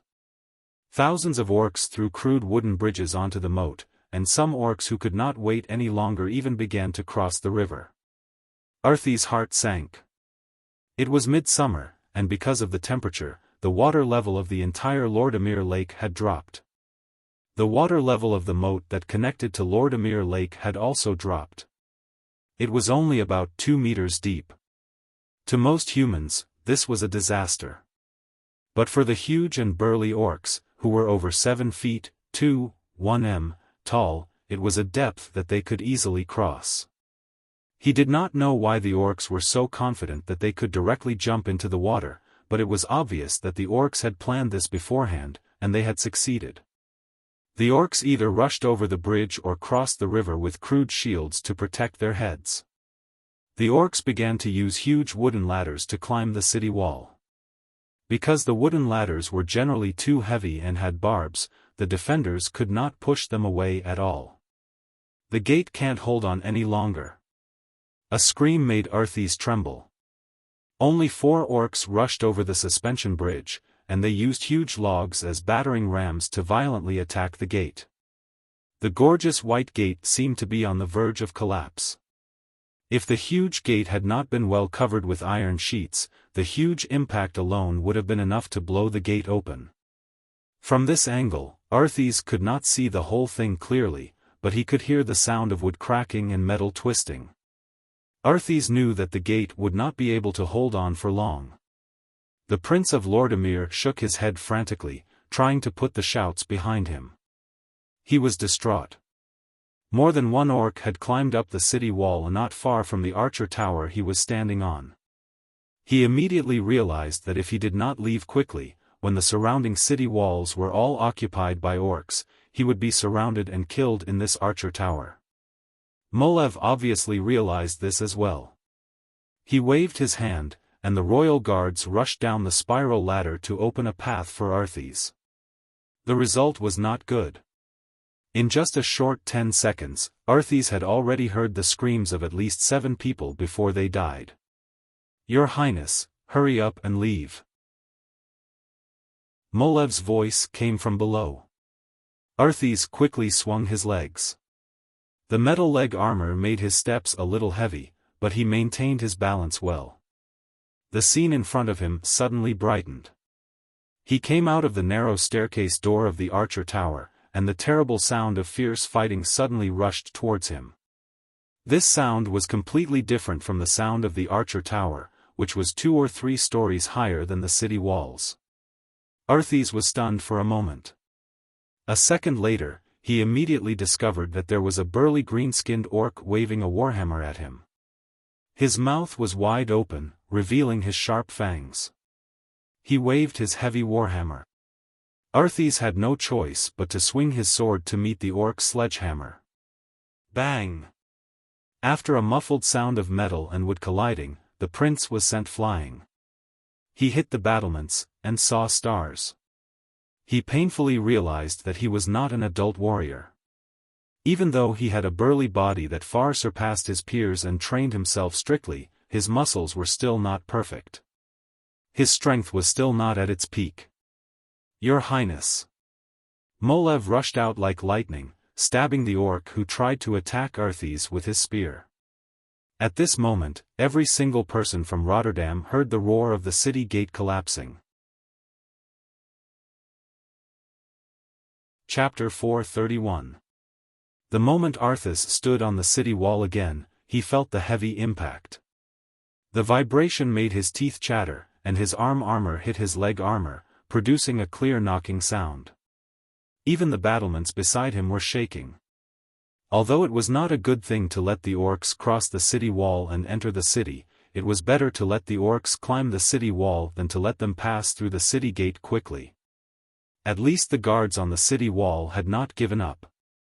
Behind them was the city of Lordaeron where their families were. This gave the guards great courage.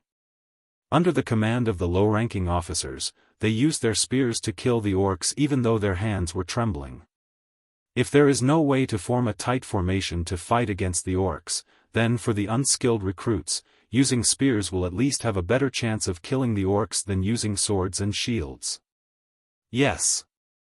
At least in the middle distance, the recruits with spears still had a chance to kill the orcs. The orcs' open and wide moves were not difficult to break. Even for the recruits, they would most likely hit the target with their spears. As for where they would hit, it would depend on whether Lady Luck was on their side. "Hold on!" he shouted to a lieutenant who was standing near the city gate and looking up. "Call some people over and block the city gate." "With what, Your Highness?" the slightly panicked young officer asked Arthas. "With anything you can find," Arthas replied. He looked outside the city wall and saw the countless orcs, the orcs who were attacking and preparing to destroy the city that he was supposed to inherit. Arthas's face was filled with the darkest despair. On the high tower of the palace, Princess Kalia clenched her hands and looked into the distance nervously. Nearby, everything was the same as before. The round towers with a white background were all magnificent. Beside the huge towers were gorgeous flying buttresses inlaid with all kinds of exquisite carvings. These supporting pillars that extended from the sides of the towers surrounded and protected the towers well. Just like the vast territory of Lordaeron, they surrounded and protected the most beautiful pearl of the Lordaeron continent, Lordaeron City. But in the distance, death and destruction were spreading. Even if they were unwilling, after the east gate of Lordaeron City was knocked down, the huge crash could be heard clearly even in the palace 2 kilometers away. "Your Highness Kalia. Her Highness Arthas has ordered us to escort you out of Lordaeron immediately if the east gate is breached." A captain of the Wang family's guards stood at the entrance of Kalia's piano room with a group of solemn-looking guards. Ignoring the trembling of the beautiful maids beside her, Kalia put down her binoculars and pointed at the silver-white figures on the city wall. Those were the warriors of Rotterdam. They didn't take down the city walls. The beautiful princess was still trying to defend herself. The tears rolling down her exquisite face broke the guards' hearts. If there's a hero who can block the city gates now, Lordaeron can still be saved. Rotterdam could still be saved. The entire Rotterdam alliance can still be saved. Although he did not have the heart to break the fantasy of the young and beautiful princess, the guard captain was still loyal to his duty. "I'm sorry, Your Highness, we can't hope for a miracle. The truth is that the Alliance's army has yet to arrive, and the east gate of Lordaeron has already been breached. Many battles have proven that humans are unable to withstand the attacks of the orcs in urban warfare." "No. He'll come," Princess Kalia said in a different tone. Then, as if to strengthen her tone, she clenched her fists and straightened her curvaceous body, emphasizing loudly, "He'll definitely come." Who was he? The guards did not know, but every maid beside Kalia knew. Who was that he? Ever since he gave the princess that unique and beautiful magic rose, her heart had been captured by him. Every night, she would dream of him. Every morning, reading the battle reports about him was the most important morning lesson for the princess.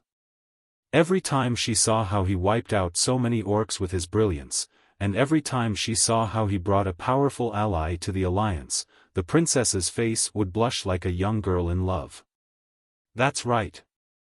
He was the only hero in the princess' heart.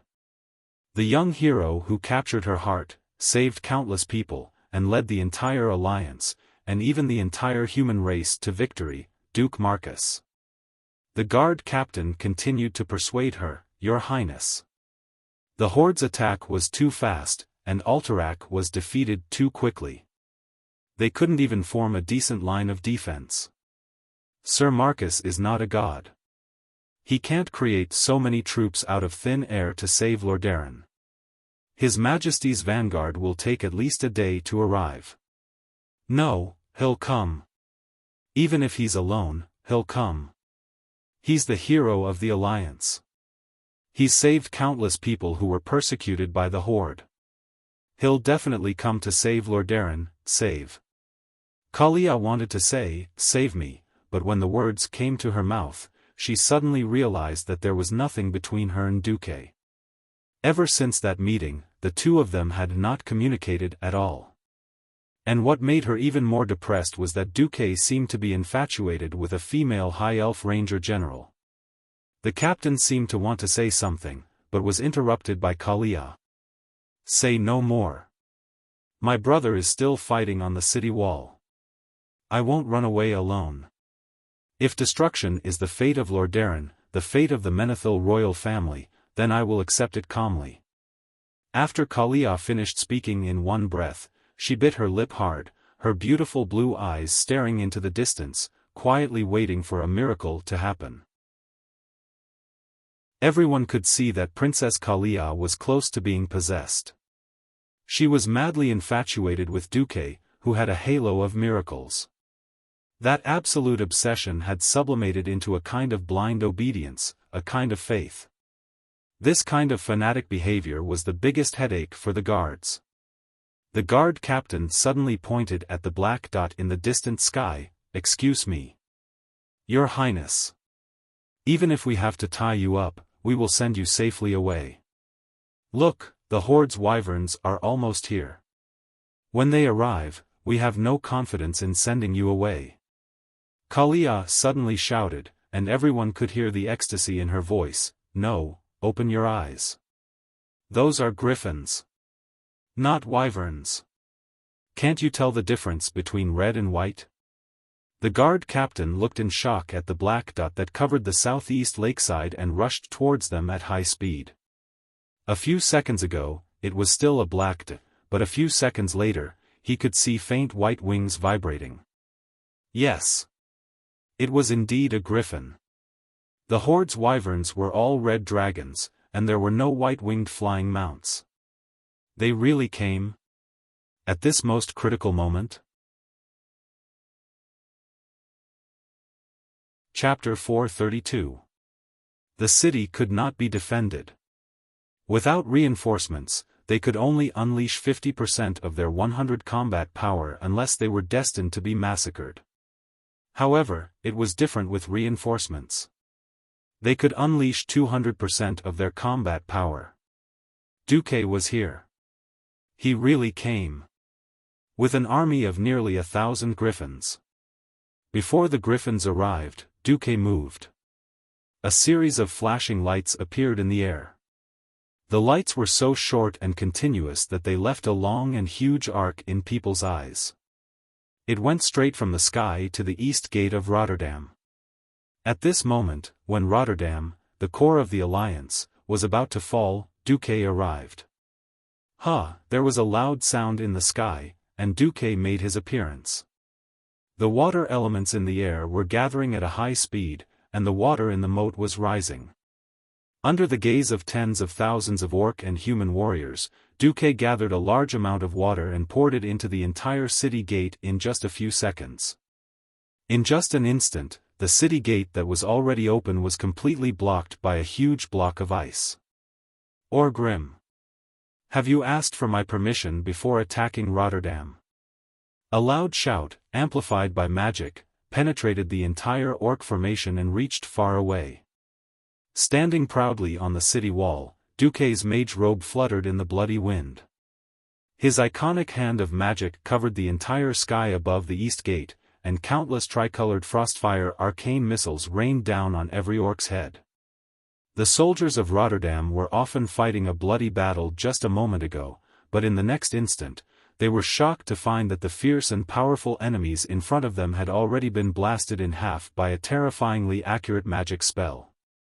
All of a sudden, with the east gate as the center, the orcs within 200 meters were emptied. After a short moment of shock, the entire city wall immediately burst into thunderous cheers. Long live the Alliance! Long live Lord Marcus! God bless Rotterdam! At this moment, Arthas, who was retreating to the palace under the cover of the royal guards, suddenly realized that the situation behind him had changed. The city gate at the end of the long street was blocked by a huge translucent block of ice.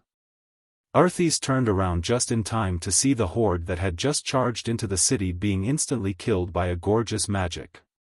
Countless white hands of magic rained down from the sky. The only one who could do this was the legendary vice-commander of the Alliance, Duke Marcus, who had inherited the title of Hundred-Handed Reaper from his master. Looking at the magnificent magic attacks and the dwarf griffin knights hovering above the city walls and killing the horde with their thunder hammers, Arthas suddenly felt ridiculous. If I knew this would happen, I wouldn't have run. The griffin flew towards a tall tower near the city walls. When it almost stopped, an agile elven ranger jumped down from the griffin's back and stood on top of the tower, raining down arrows outside the city. The extraordinary archery skills of the elven rangers were on full display at this moment. They could shoot arrows with a long parabola just by feeling, and with the help of the tower, they could extend the range to more than 200 meters. The griffin knights that flew back to the battlefield did not use their usual trick of letting the griffin swoop down to kill the orcs. Instead, they dropped a large number of strangely shaped metal objects. These large bombs produced by the goblins were more lethal than iron grenades. Once they were hit by an impact, they would immediately explode violently. The battlefield was suddenly filled with explosions, and corpses and broken limbs were everywhere. Watching this scene from afar, Orgrim's face turned green again. Duque was definitely the only one who could make the great chief's brown-red face turn green again and again. Duque, Marcus. To Orgrim, to the entire horde, this name was almost a nightmare. No, not a nightmare, but a terrifying existence that had been upgraded to a curse. Again and again. Again and again. Every time the horde saw the hope of complete victory, there would always be Duque or Duque's creation to stop the horde from achieving complete victory. It was impossible for Duque to be like the gods of legend, leaving his avatars in every corner of the world at the same time. On every battlefield, there were legends about Duque. His stratagems, his commanders, the strange but effective mechanical creations he invented, they almost always restrained the horde's offensive. Orgrim could not help but wonder if the heavens had specially sent Duque to deal with their horde. If there was no Duque, the horde would have conquered half of the world of Azeroth. On the other side, on the balcony of the palace tower, the maids who had just exclaimed were silent. The royal guard standing at the side were dumbfounded. Everyone looked at Princess Kalia, who was shouting on the balcony, in a daze. Holy light above! It's Duque! Oh, my hero! He has come to save me. He has come to save the entire Lordaeron city. Duque! Duque! Duque, laughing and shouting, Princess Kalia, who was usually gentle, virtuous, and so dignified that she could be called the model of a lady in the entire Lordaeron, was at this moment venting the grievances and fear in her heart. Every young girl had the dream of a prince on a white horse. The brutal orcs had attacked. When her father was not around, when there was no minister or general around her that she could rely on, when her young brother could not stop the enemy's invasion, when she was already pessimistic and desperate, ready to die for her country, Duque had come. Riding on a pure white griffin. A beautiful, majestic, and legendary griffin. Just as she had prayed and hoped for, Duque had come at the most crucial moment. As a savior, he had used his supreme magic to save Lordaeron city. Kalia could not describe the ecstasy and excitement in her heart. She only knew that the fanatical worship had ignited every cell in her body. She only knew that her soul would be branded with Duque's name from now on. She kept shouting Duque's name loudly, like a fanatic worshipping a god, willing to burn her life for him. After slightly repelling the horde, Duque suddenly appeared in front of the stunned Prince Arthas with a few flashes. The guards instinctively got into a fighting stance, and when they saw Duque's alliance emblem, they immediately breathed a sigh of relief. "Are you Prince Arthas Menethil?" "I am the Alliance's deputy commander, Duke Marcus." Arthas wanted to take a good look at this legendary figure of the Alliance, who looked to be slightly shorter than him and only a few years older than him. But he knew that the military situation was urgent, and quickly said, "I am Arthas." "Does the deputy commander have any orders?" "The situation is urgent. I need your highness's authorization to open the teleportation circle in the east of Lordaeron city, as well as the control of all the magic towers in the entire eastern city.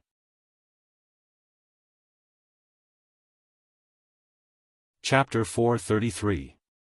Arthas froze for a moment before remembering something that infuriated him. Because the elite team of mages sent to Alterac had been annihilated, the entire Lordaeron couldn't find a single team of mages to activate the magic defense tower in the city. If they had the protection of the magic tower, how could the Horde have attacked the city so easily? Those things could be settled later. The most important thing now was to kill the Horde. Arthas was never lacking in decisiveness. He took off his necklace and passed it to Duque. Show this to any court wizard, and they will know that it is the decree of the Menethil royal family. Press it on the magic formation, and you will gain control of any teleportation formation or magic tower outside of the city. Thank you, Your Highness. Duque left in a flash. Seeing a series of flashes of light, and in a few seconds, he reached the teleportation formation hundreds of meters away. Arthas suddenly felt a sense of longing. It would be wonderful if Duque was his vassal. Arthas's ambition was destined to never come true. The young Arthas did not know how unreliable this transmigrator Duque was. In any case, at this moment, saving Lordaeron was the top priority. Actually, Duque also wanted to curse. It was not that he had not asked Tyrrhenas for the control of the teleportation formation, so that his reinforcements could arrive earlier. King Tyrrhenas refused, citing the unanimous opposition of the court wizards around him. Their thoughts were understandable. A national treasure could not be easily lent to someone else. Once the control of the teleportation formation was lent, who knew if there would be a backdoor in the future? Moreover, the teleportation formation was not something that just anyone could play with. Generally speaking, a Morning Star wizard who was more familiar with spatial magic could guarantee that nothing would happen when they teleported to a city with a teleportation formation. If one was not at the level of a Radiant Moon wizard, they would not have absolute confidence that the teleportation formation they created would be a success. They would not teleport a living person, and the other side would receive something that did not look like a human. Teleportation formations were mostly used between main cities, and the material costs were astronomical. They would not be used unless it was absolutely necessary. That was why Tyrrhenas did not teleport many wizards back. Now, the situation was very different. The city was about to be breached, and there was no need to keep it a secret. If they were to continue hiding, they would just have to wait for the orcs to regroup and attack, and then be slaughtered by the Horde. When Duque appeared near the portal and saw the necklace Duque took out, the captain and the court mage heaved a sigh of relief. It seemed that they had already discussed the problem of the portal. Obviously, handing it over to Duque was the most ideal choice. Duque did not argue and quickly took control of the portal. Of course, Duque's work was definitely different from that of an ordinary mage. No mage could be like Duque, who secretly made a copy of the teleportation portal and all the spatial coordinates of the entire Rotterdam city while activating the authority of the portal. In the name of Menethil, open the portal. The soldiers of the Rotterdam kingdom were shocked to discover that several teleportation portals near the eastern city wall had suddenly opened, and a large number of elves were rushing out of the blue and white illusory teleportation portals. Not only were there many rangers with longbows and at least 3 quivers on their backs, but there were also a few infantrymen and mages in long robes. Apart from Duque, if anyone could control the situation, they would realize that the number of elven wizards in Rotterdam City had exceeded 500.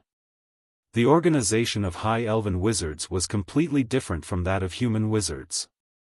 For human wizards, a sky wizard was usually the captain, and the ones leading them were mostly morning stars. After all, a Radiant Moon wizard was usually the chief court mage of a certain palace. When the battle was at its most intense, the mages under the command of the wizards would even be assigned apprentices who could only cast fireballs to make up the numbers. The high elven wizards, sky wizards usually took up half of the high elven wizards, while the remaining 40% were Earth wizards and 10% were morning stars. The ones leading them were definitely radiant moon wizards. On the surface, the Dalajan had 8 radiant moons, while Kuel Salis had 50. Fortunately, in terms of military strength, both Kuel Salis and the Dalajan only had 1 Breaking Dawn wizard each. Otherwise, the Dalajan wizards would have to bow their heads in submission. When the teleportation gate next to Duque opened, a female elven wizard with a hot figure and a robe with very little fabric walked out first, followed by 2 elven rangers that Duque recognized. Then came the other soldiers, rangers and wizards. Esteemed Vice Commander Marcus of the Rotterdam Alliance, Marion Firewing, the leader of the first wizard group of the Kuel Salis frontline army of the Rotterdam Alliance, pays my respects to you. The Radiant Moon Elven Wizard's robe had very little fabric, and Duque retracted his gaze after a single glance. Damn it! This robe was almost comparable to the Insight Magic robe that Duque had worn before he transmigrated. It had a high slit on the legs and a heart-shaped hollowness on the chest. Did you come to fight a war or catch a rich man? The other 2 fellows were much more pleasing to the eye. In fact, they could be considered old friends. Brigadier General Roselma Theron and her subordinates reporting to Sir Marcus. Brigadier General Haduran Brightwing reporting to Sir Marcus. Duque keenly noticed that these 2, who had been Silverimon's big 3 in his previous life, had now been promoted to generals. This was the result of him poaching Aurelia and Queen Sylvanas in advance. In order to fulfill the alliance, Kuel Salis had to send out the wizard group and rangers. The rangers, who had not been valued in the past, had now become the main force. The High Elves were proud. Even though they had almost knelt before and their army had been beaten like dogs, they were still unwilling to bow their heads in front of humans. They were still unwilling to lower their heads in front of humans, so it was a blessing in disguise that Roselma and Haduran had not followed the Windrunner family's rangers. Without further ado, Generals Theron and Brightwing, please have your people quickly occupy all the tall towers. I want you to push the beast men back. Understood. The 2 future big leaders quickly led their people away. What about me? Marion winked at Duque flirtatiously. Even though Marion had deliberately downplayed her status as a Silvery Moon counselor and even used honorifics with him as a Radiant Moon wizard, Duque could tell at a glance that for some reason, she wanted to get close to him. Duque ignored the heat in front of him. Sir Firewing, I've already opened up control of the magic tower to your people. I need you and your people to build an ice defense line along the moat. The most important thing now is to stabilize it. Understood. Marion was quite smart. At least she would not waste Duque's time at a time like this.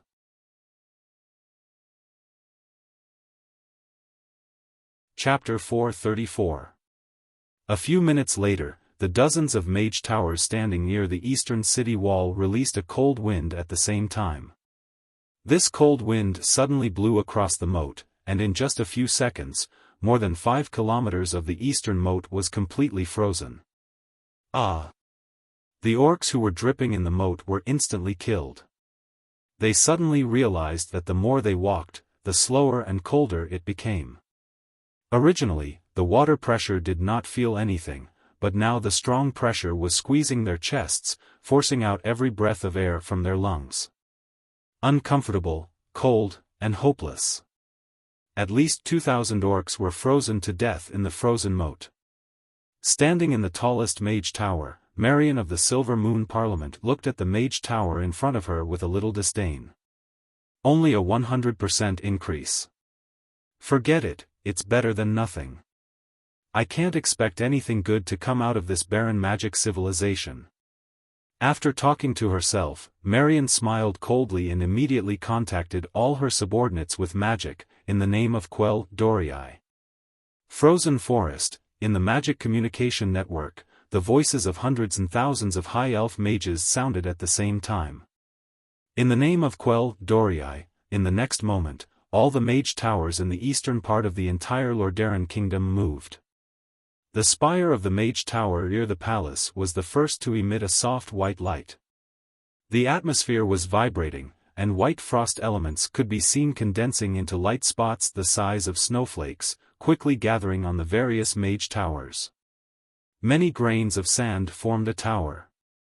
Water gathered to form a river. Rivers flowed into the sea. The mage towers violently extracted the water elements of the entire city, and then used a visible beam of light to transmit the water elements to the mage towers near the city wall. Princess Kalia, who was standing on the balcony, was surprised to see a huge white network forming in the sky above the entire eastern city. It looked like a huge spider web. Gather! Gather! Sublimate! Seeing so many mage towers emitting white light outside the city, Orgrim instinctively shouted, "Ghoul Dan!" What answered him were the stunned expressions of the guards around him, as well as the lonely sound of the wind. Right! Ghoul Dan was not here. The Shadow Council Warlock group and the Twin-Headed Ogre Sorcerer group, the only two groups of the Horde that could fight against the Alliance Sorcerer group, were not here. The former had been destroyed by Orgrim, and the latter. The Ogre magicians who should have gathered here a long time ago weren't here either. Orgrim had a bad feeling about this. At this moment, he could only grit his teeth and watch as the warriors of the Blackrock tribe used their flesh and blood to withstand the terrifying magic that was about to descend. It was only at times like this that Orgrim could truly feel the importance of the warlocks and mages of the Horde that he loved and hated. It was too late. Frozen Forest was activated. In the entire defensive line, the moat was an important link. The moat, dug along the edge of the city and channeled water from Lake Lordamir, suddenly turned on the orcs. Countless translucent, ice-cold crystal clusters arched their spines in the moat that stretched for miles like ice hedgehogs. The icicles pierced through the countless orc warriors who were killing wantonly a moment ago, unleashing their savagery and violence. Their thick armor could not stop the icicles' sharpness. Their bodies, which had not completely lost their lives, trembled and convulsed on the icicles. The next moment, almost everyone on the defensive line saw the frozen forest, which looked like a torture rack, turning the entire defensive line into a crystal-clear, cruel work of art. Everywhere was blood red, the orcs were all stunned. Lord Amir had simply put on a hedgehog shell that was armed to the teeth. This wasn't the end. Hageron Brightwing and Theron raised their longbows high in the air. They knocked their arrows, and two rays of green light drew beautiful arcs in the sky. A second later, the sound of bowstrings vibrating could be heard from all the towers in the city. All the soldiers of Lord Amir, who were stunned at the top of the city wall, saw a black cloud rising at high speed into the sky, turning the sky black. Then, the black cloud stopped at the highest point and poured down. Unlike humans, who used the density of arrows to make up for their lack of accuracy, this black cloud was actually a combination of accurate shooting and wide-area shooting. Under Duque's insistence, the Elven Rangers used steel arrowheads made by the bronze-bearded dwarves from Iron Stove Castle. After the Rangers spent a few days getting used to it, their damage was greatly increased. Many orcs could be seen to have their vitals pierced even after making dodging and blocking movements. For example, one orc had used his arm to cover his face and throat, but a steel arrow pierced through his helmet from the side, straight into his temple and killed him. Both sides were stunned. Within 30 meters of the moat, there was not a single orc alive. Attack? Or not attack? This was a serious question. We can't retreat. We must attack. If we miss today, we might not have the chance to take down the core capital of the Alliance so easily in the future. Orgrim roared. His plan was right. He had finally found a chance to deal a heavy blow to the core kingdom of the Alliance. He could not give it up just like that. After the brief ecstasy of destroying Alterac, Orgrim finally realized that he had to destroy the will of the humans, elves, and dwarves to resist. The 10 countries of the Alliance, 7 human kingdoms, 2 dwarven kingdoms, and a high elf. Today, the Horde did not have the absolute upper hand in terms of combat power. A protracted war was something the Horde did not want to see. The Horde was rapidly weakening. Orgrim knew that if they could not defeat the Alliance within this year, and turn the battle into a war of annihilation, the Horde would most likely be counterattacked and lose all the territory they had conquered. Orgrim gave Samuro a look, then waved his hand at the 2 troll chiefs. Immediately, the trolls and the sword sages of the Fireblade clan pressed forward.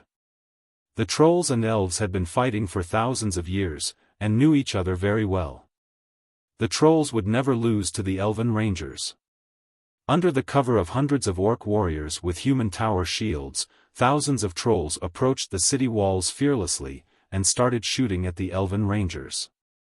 The powerful and heavy javelins shot towards the tower with a momentum that almost defied gravity. Even if they missed, the javelins would still cause rocks to fly everywhere when they hit the top of the tower.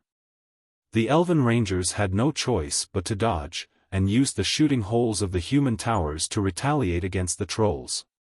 This way, their field of vision and shooting were severely affected. At the same time, the agile sword sages leaped up the city walls through the gaps in the ice crystal forest, crossed the city walls, and aimed at the elven mages in the mage towers. Chapter 435. Even though each mage tower had a small team of elven guards and 2 to 3 rangers protecting the mages inside, there were still more than 10 mage towers that were attacked. There were even 2 or 3 mage towers that had all the mages inside killed in battle. However, after losing the invisibility effect and the wind step skill could not be used continuously, the rangers started a fierce battle with the sword saints. Samuro's goal was to kill Duque.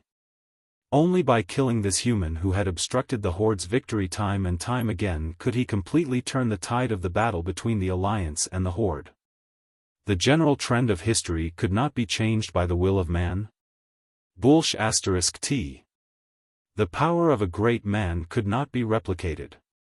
The judgment and decision of a great leader was definitely the main factor that led the entire organization to success or decline. Perhaps assassination was despicable. However, our world was being destroyed. For the orcs' way out and to win this race war, Samuro felt that he was duty-bound. He also knew that this was a very, very risky move, but his warrior's blood was stimulating him. The rapid secretion of adrenaline in his body made him fall into a very excited state. His heart was beating faster and every blood vessel in his body was circulating at a high speed. However, his mind was blank. He pounced at Duque, who was on a mage tower at high speed. When he saw Duque, who was originally looking into the distance expressionlessly, suddenly looking at him and his team of sword saints, a cruel and cold smile appeared at the corner of his mouth. It was the smile of a hunter looking at his prey. Not good. Duque was prepared? That's right. From the moment Samuro killed Eden Piraeus, Duque was determined to kill Samuro and the sword saints of the Fireblade clan. One could be a thief for 1,000 days, but not a thief for 1,000 days. Apart from the disgusting undead clan, there was only one Duque in the world who could be resurrected. The other important members, even Lothar, who was the best at fighting, did not dare to say that he could definitely dodge Samuro's sneak attack. The other Fireblade sword saints were easy to deal with, but Samuro had to die. He had the highest tier of Gale Steps and Fatal Strike skills, and he had a wealth of battle experience. If he couldn't assassinate him, he would fight him head-on. If he couldn't defeat him head-on, he would run. Who else would he kill if he didn't?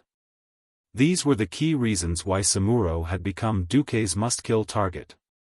Around Duque, there were also a large number of demon spirits. Different from ordinary demons and spirits, these demons and spirits were disguised as all kinds of things, be it stones or scattered supplies. They were all the most common things on the battlefield. They did not sound the alarm directly, but were directly connected to Duque's system. In front of so many demon spirits, Samuro and his sword saint team have nowhere to hide. Have you finished writing your will? Samuro. Along with Duque's cold voice, Duque suddenly put his hands together and clenched his open fingers into a fist. Immediately, a raging flame rose from Samuro's feet. The sound of the explosion resounded on the long street. Of course, the invisibility was immediately broken. Including Samuro, 3 of the 9 sacred swordsmen were blasted away and turned into a pile of charred meat in mid-air as they couldn't withstand the violent explosion. The remaining 6 were mostly covered in dust. Only Samuro was in a better condition, but he was also battered and exhausted. "Let's go," Samuro shouted to the remaining sword saints.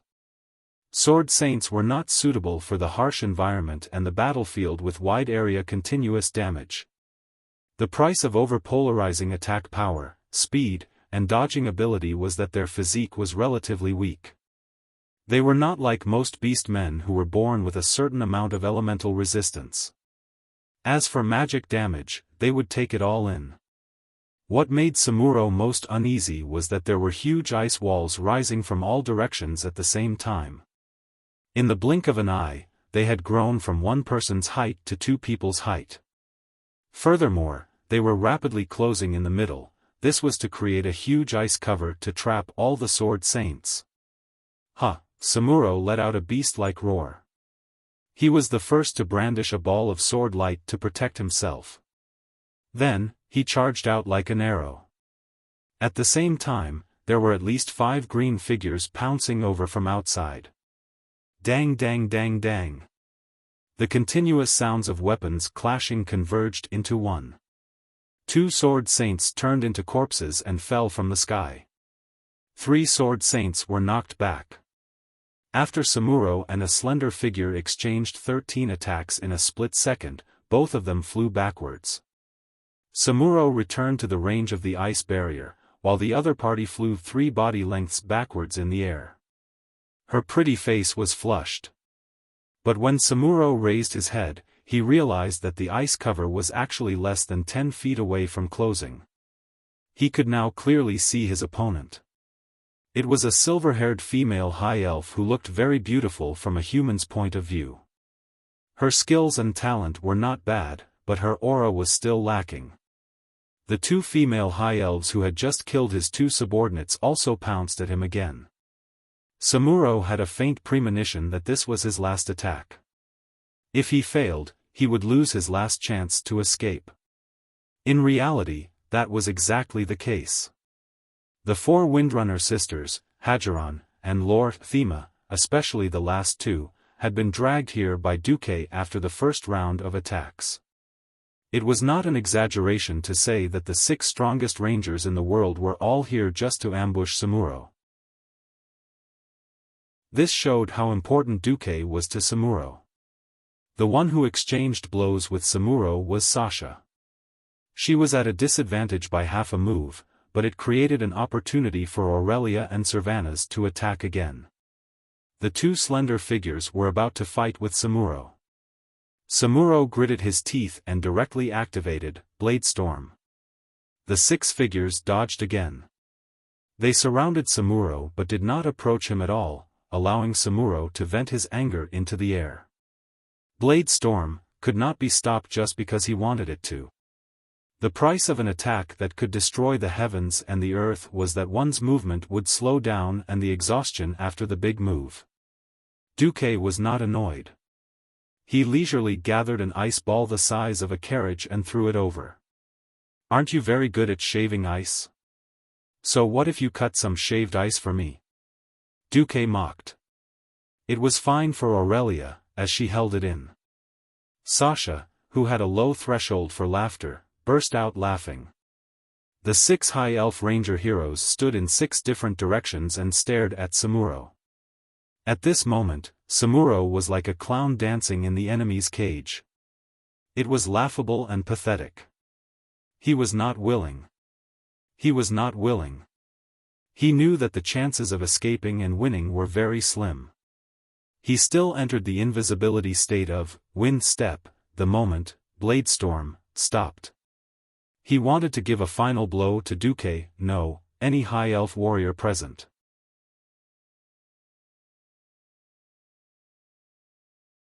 Chapter 436. Unfortunately, Samuro was hit. 6 flares shot out in an instant, teaching him and the sword saint who followed him a lesson. Flares, a common skill of hunters and rangers. This wasn't a skill that could bring out thieves and sword saints who were in stealth with a light bullet that emitted light and heat. It had nothing to do with science or physics. Flares contained the extension of the ranger's willpower. Was there something distorting the light?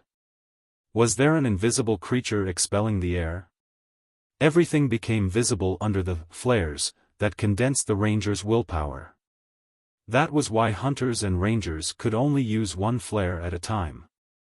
Now, 6 top rangers were shooting flares at the same time. If there were 2 less, Samuro might still have a chance to escape. Unfortunately, there were 6 of them, covering all directions. Samuro was immediately illuminated. The moment the burly green figure was illuminated, Samuro stopped moving. His muscles were still strong and full of strength. His body still looked extremely strong, but everyone knew that he was weak. He was the hero in the eyes of the tribe, the thorn in the flesh of the alliance, the nightmare of the kings. Unfortunately, all of Samuro's fame would become history in a while. Humph. Ugh. The sword saint who had been beaten back into the ice shield let out the last groan of his life. In order not to affect Samuro's last chance to escape as the new chief of the Fire Blade clan, they would try their best not to disturb Samuro even if they had to die. In the end, a teardrop from his left eye tore open Samuro's determined face. Without any words, he ignored the 6 elven ranger heroes who were ready to make a move and just looked up at Duque who was on top of the mage tower. Duque sighed. He admired Samuro's courage. It had nothing to do with the camp, but purely because of Samuro's spirit. Unfortunately, admiration was admiration and understanding was understanding. This didn't mean that Duque was going to give up his position as a human and lick the boots of a tribe's hero. The enemy's hero, my enemies. Duque didn't say anything either. With a knife hand posture, he slammed down heavily. Loktar Ogre. He would rather die than win. The resonant roar was the epitaph of the orc sacred swordsman hero, Samuro. On the other side, Orgrim took advantage of the fact that the trolls and orc sword saints were temporarily suppressing the long-range attackers on top of the city walls. More orcs surged forward, violently smashing all the protruding icicles with their giant warhammers. Then, ignoring the dwarf griffin knights that frequently flew across the sky to launch surprise attacks, they stepped on the corpses of their fellow orcs and launched an even more ferocious attack on the wall. Arthes, who had just left the city wall, returned to the city wall under the escort of the guards. Although he was not at the front line, his appearance still greatly encouraged the soldiers. At the same time, the generals and their soldiers who had rushed over from all over the city had also replenished the defensive line. Warriors of the Rotterdam, raise your weapons and make those despicable orcs regret having the audacity to invade our homeland. Arthes, who was not far behind Arthes, raised his 2-handed great sword. Duque felt like he was looking at the Lich King who would raise, Frostmourne, in the future. Arthas's face flushed with excitement and nervousness when he saw Duke's arrival. Deputy Commander-in-Chief, Rotterdam needs more reinforcements, he said. Duque bowed lightly. As you wish, Your Highness. Orgrim roared angrily from the horde. Where are the ogres? Are they not here yet? How many more are behind us? The ogres are too slow. They are still stuck on the mountain path, Zulu Cid replied. You know that other than the twin-headed ogre mage, no one can command those idiots better. Then what about our men? The mountain path is too narrow. We have at least 2 clans behind us. When the horde counted the number of people in the army, they would usually use the large clans as a unit. A single clan would mean 10,000 people. tell them to hurry up. In order to maximize the effect of the surprise attack, Orgrim ordered the vanguard to attack as soon as they left the mountain. In fact, without Duque, the horde would have already invaded Rotterdam and entered a meat grinder. At this moment, 3 bright red flares were shot into the sky. The bad premonition in Orgrim's heart grew stronger by the second. At the far end of the battlefield, near the lake between Lake Rotterdam and the Alterac Mountains, a huge cloud of dust suddenly appeared. The sound of horse hooves piercing through the clouds shook the entire battlefield. To be honest, due to the terrain, the horde did not have many opportunities to fight against the human cavalry. However, this did not mean that Orgrim did not know how terrifying the cavalry was. During the first battle in the Elven Forest, the warriors of the horde had also encountered the cavalry. The scale of the cavalry was not large, and in Orgrim's eyes, it was the only army that the humans could fight against the orc infantry. Not good. Orgrim cried out in shock. The timing of the cavalry's arrival was too cruel. It was the exact moment when the horde could not spare any strength to attack. On the southeast side of the lake, 3 huge flags were fluttering in the wind. The Alterac Mountain Eagle flag with an orange background. The Highland Knights flag with a red background. The Golden Lion flag of Stormwind with a blue background. No one would have thought that long before the fall of Alterac, Duque had already transferred the Highland Knights and the Royal Knights of Stormwind here. Now, after joining General Haas's Eagle Knights, there were as many as 2,500 knights and 7,000 cavalrymen gathered at the lakeside. They rode their horses to the battlefield from their hiding place and quickly spread out their formation. The 3 generals stepped out. For the fall of Alterac. General Haas closed his visor. For the blood debt of the Arthi Highlands. King Salas Tolbane held his lance. For the destruction of Stormwind City and the wrath of the kingdom. King Lang Rin raised his sword high. Charge! Bolvar for Dragon took the lead and opened the way. He was like a spear, holding his war hammer in front of him. He stabbed his horse with a spur, and in pain, the horse charged at the orc army at high speed.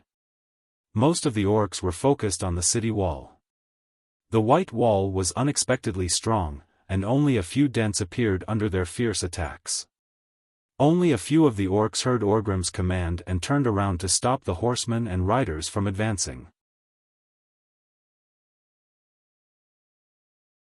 Chapter 437.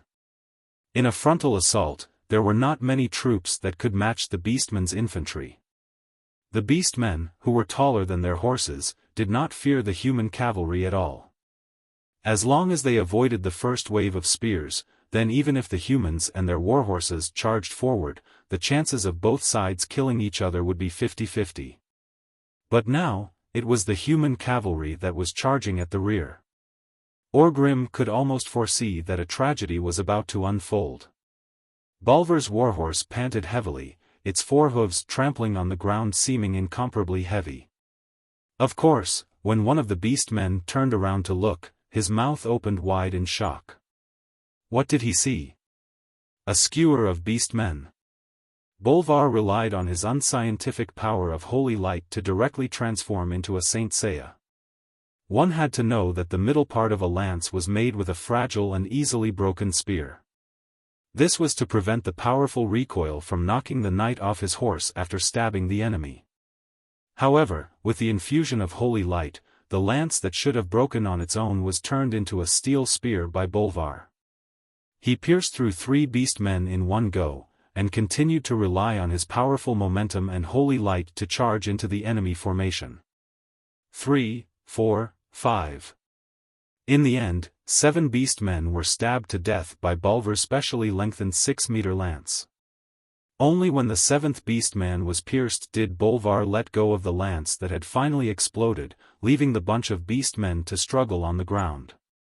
The moment he let go, Bolvar accurately grabbed the warhammer that was tied to the right side of his saddle. Before touching the next enemy, the huge warhammer had already spun in a circle in the air. One of the beastmen opened his mouth, not knowing if he was about to warn his companion or roar, but Bolvar's warhammer easily smashed his lower jaw like a polo ball. This strike had also broken his neck at the same time. The beast-man flew backwards and fell in front of Bolvar. Bolvar rode on his warhorse and trampled over him. Behind him were the knights galloping on their horses. The reason why knights were a few levels higher than cavalry was because a qualified knight had to go through at least 5 years of training. From noble etiquette to knight's creed, from horsemanship, spear skills to swordsmanship, all sorts of combat skills were nurtured. It was not an exaggeration to say that the effort needed to nurture a qualified knight was enough to nurture 100 cavalry. It was precisely because the elites of the 3 countries had gathered together that they were able to gather so many knights. Almost every knight had gained something from the first round of attacks. They perfectly cut a huge hole in the orc formation, and the cavalry behind them waved their long swords and warhammers, further increasing the chaos among the orcs. The entire orc rear army was cut into pieces by the cavalry of the 3 kingdoms. Following closely behind the cavalry was the infantry. Compared to the magnificent formation of the cavalry, the infantry was a little lacking. 20,000 Storm King cavalrymen were already all of them. These were infantrymen who had been baptized by the flames of war. They fiercely swept through the scattered beastmen and stabbed the beastmen who turned their heads towards them to death. They followed the footsteps of the cavalry and attempted to quickly cross the entire battlefield and rush to the northeast of Rotterdam. Stop them. We just need to enter the chaotic battle. It was one thing for the cavalry to break through their formation, but they actually wanted to use infantry to circle around the rear? Orgrim was so angry that he wanted to laugh. At this moment, the ballistae in the city were fired. Arrows and boulders rained down on the front of the orc army that had become densely packed. Haas, Lang, and Salas led their cavalry to break through the entire orc army's rear army and split them up perfectly. After breaking through the formation, they split into 3, made the smallest circle, and once again attacked the rear army from another flaw, turning the entire rear army upside down. There was not a single organized orc army that could pose a sufficient threat to the charging human infantry. The orcs were in chaos and did not know what to do. But when they faced the city wall, the Alliance army attacked them from the rear, and when they turned their heads towards the cavalry, they were attacked by the city guards. They had not broken through the city wall yet, so they could not retreat into the city. If they continued fighting like this, they would only be bleeding in the chaos. Orgrim was inexplicably shocked. This was simply beyond all the military knowledge of the orcs. Why could the human cavalry find the weakest point of the orcs in the midst of a fierce battle and attack it? Why did they not attack the seemingly weak points of the elite orcs that were lying in ambush? Why? On the tower of Lordaeron, Arthas looked at Duque, who was giving orders beside him, in shock. Magic communication was only suitable for fixed-point communication. When moving, there was no spatial positioning, so there was no way to receive the message. Duque had a better idea. Let Lang turn left 30 degrees and kill his way through the slightly dirt-colored army. That's the second-rate Iron Sand clan of the Horde. Salas, you're charging too hard. Damn it, you're the king. Even though Duque was fiercely complaining, the 2 beautiful elven rangers beside Duque, one with gold hair and the other with silver hair, still used their beautiful voices to transmit Duque's words. General Hadgeron explained to Prince Arthas, that's, Whisper of the Wind, a skill unique to the Windrunner family. It can transmit one's voice with the wind and reach a specific person's ears within a few miles. So powerful? Then can I hire some elves who know, Whisper of the Wind, to be my vassals? Hadgeron's face was full of embarrassment. I'm sorry, but there are currently only 4 Windrunners who know this skill, and they're all direct vassals of Lord Marcus. I see. Arthas's face was full of regret. At this time, the situation of the battle changed again. After the Alliance's cavalry attacked the orcs' rear, they returned to the vicinity of the lake, and the city's defenses were activated once more. Even though the continuous attacks made the orcs lose their bearings, they were unfortunately not many, but they were extremely elite. A row of orcs with the strongest physiques charged in the direction of Salas's Highland Knights. Salas was more cautious, and he charged towards the right side of the line of soldiers. The result of the cavalry's charge shocked Salas. After losing their lances, the cavalry no longer had any mid-range or long-range weapons. Normally, no one would be willing to collide with a galloping warhorse. Obviously, these 8-foot-tall orcs were an exception. Regardless of whether they chopped down or swung up, their huge war hammers could disregard the nearly 1-ton weight of the riders and their horses, and the terrifying force of the impact. In an instant, both riders and horses were sent flying. Chapter 438. Only a few horsemen like Salas, who were skilled in horsemanship, were able to dodge the fatal blow and fight back. The cavalryman's charge took down a lot of orcs, but they were immediately replaced by new warriors. The orcs lined up neatly in 3 rows and began to advance towards the Alliance cavalry, forcing them to retreat. Step by step, they forced them towards the lake. Although these orcs only had 3 thin layers, the quality of their individual soldiers was enough to crush the terrifying foundation of the Alliance cavalry. Even if it was just 3 rows, the Alliance cavalry would not be able to break through it. The rear began to stabilize, and the Alliance infantry was also fiercely attacked by the orcs from the center. For a moment, it was as if they were in a quagmire. Once they achieved their goal, half of the remaining orc soldiers continued to attack the city. They crossed the ice crystal forest and attacked the city wall fiercely. Soon, they used up the stones, boiling oil, sand, and other things that could be used for defense. Now, the orcs could safely continue to climb the city wall. The orcs climbed over the city wall with evil smiles and tried to climb as much as possible. Most of the orcs were pierced or shot down by the elven rangers before they could climb up the city wall, but some still managed to climb up and began to attack the guards. Arthas never thought that the orcs' ant-like siege was so terrifying. They had clearly extinguished the first wave of attacks not long ago, but more orcs surged over. The corpses of the orcs piled up and provided some cover for the orcs as they climbed the wall. They stepped on the corpses of their companions and even used them as shields to resist the continuous rain of arrows and magic attacks that fell from time to time. The orcs' attacks were terrifying. Usually, as long as one orc climbed up the city wall, it would cost the lives of 5 to 6 Lordaeran soldiers to kill it. The defense of the city became precarious again. "We can't go on like this," Arthas shouted nervously to Duque. "Commander, Lordaeran will collapse first in the afternoon. We need reinforcements." Duque smiled. He touched Arthas's blood-stained helmet like a senior. "Your Highness, although I am not much older than you, in terms of military affairs, I am your senior." For some reason, Duque's smile gave the impression that Duque was proud of himself. He said in an extremely pretentious manner, "A true king or commander never defeats his enemies on the battlefield." "What?" Arthas was stunned.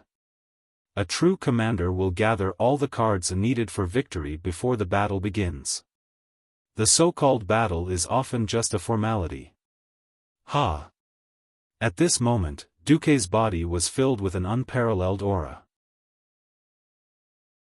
The mysterious and confident aura that lingered around him made everyone around him feel that as long as Duque pointed his finger, even if there were thousands of tribes, even if it was a cruel army that had destroyed several countries and was known as the nightmare of the human world, they would be reduced to ashes in an instant. Arthas was momentarily stunned. Hadgeron Brightwing and Theron, the 2 newly promoted ranger generals, froze on the spot. Beside Duque, Aurelia and Sasha's breathing quickened. Everyone stared at Duque's actions. They saw him proudly raise his left index finger and point it towards the northeast horizon.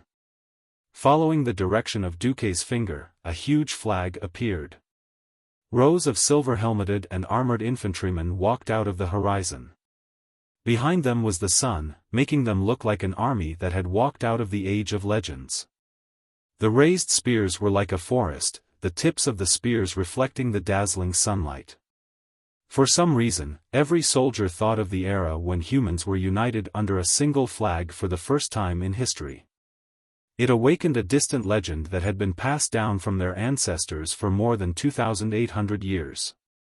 That was an era when all human clans fought side by side. That was a glorious and resplendent era where victory was the end of every battle. That one answer seemed to be branded in the soul, branded in everyone's genes. What was that answer? The Arathor Empire.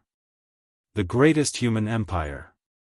At this moment, on this battlefield, there was an even greater organization, the Lordaeron Alliance. 1, 2, dozens, hundreds of flags suddenly appeared on the horizon, fluttering in the wind. From the looks of it, there were more than 100,000 of them. The soldiers began to pick up speed, jogging on the battlefield. They held their heads high, their spears raised in rows. A silver-white wave appeared on the battlefield. They were clearly infantrymen, but they gave off a terrifying aura as if there were tens of thousands of galloping horses. These warriors all had distinct human facial features. Everyone looked at them from afar, but because of the sunlight, their faces were covered in a layer of golden light. Their faces became blurry, and the weapons in their hands became dazzling. Every face became deified.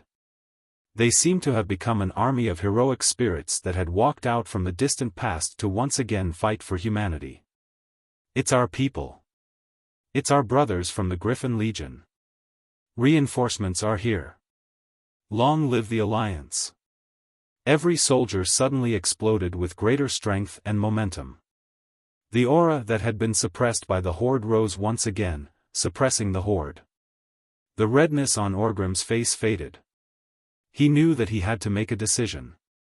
They were at a disadvantage, and the Alliance was attacking them from both sides. If he had enough time, he might have been able to surround them and attack the reinforcements. He could have taken out one or two of the Alliance's divisions first. But now, the Horde was the one being surrounded. No matter how strong Orgrim's elites were, they only had a little more than 30,000 men.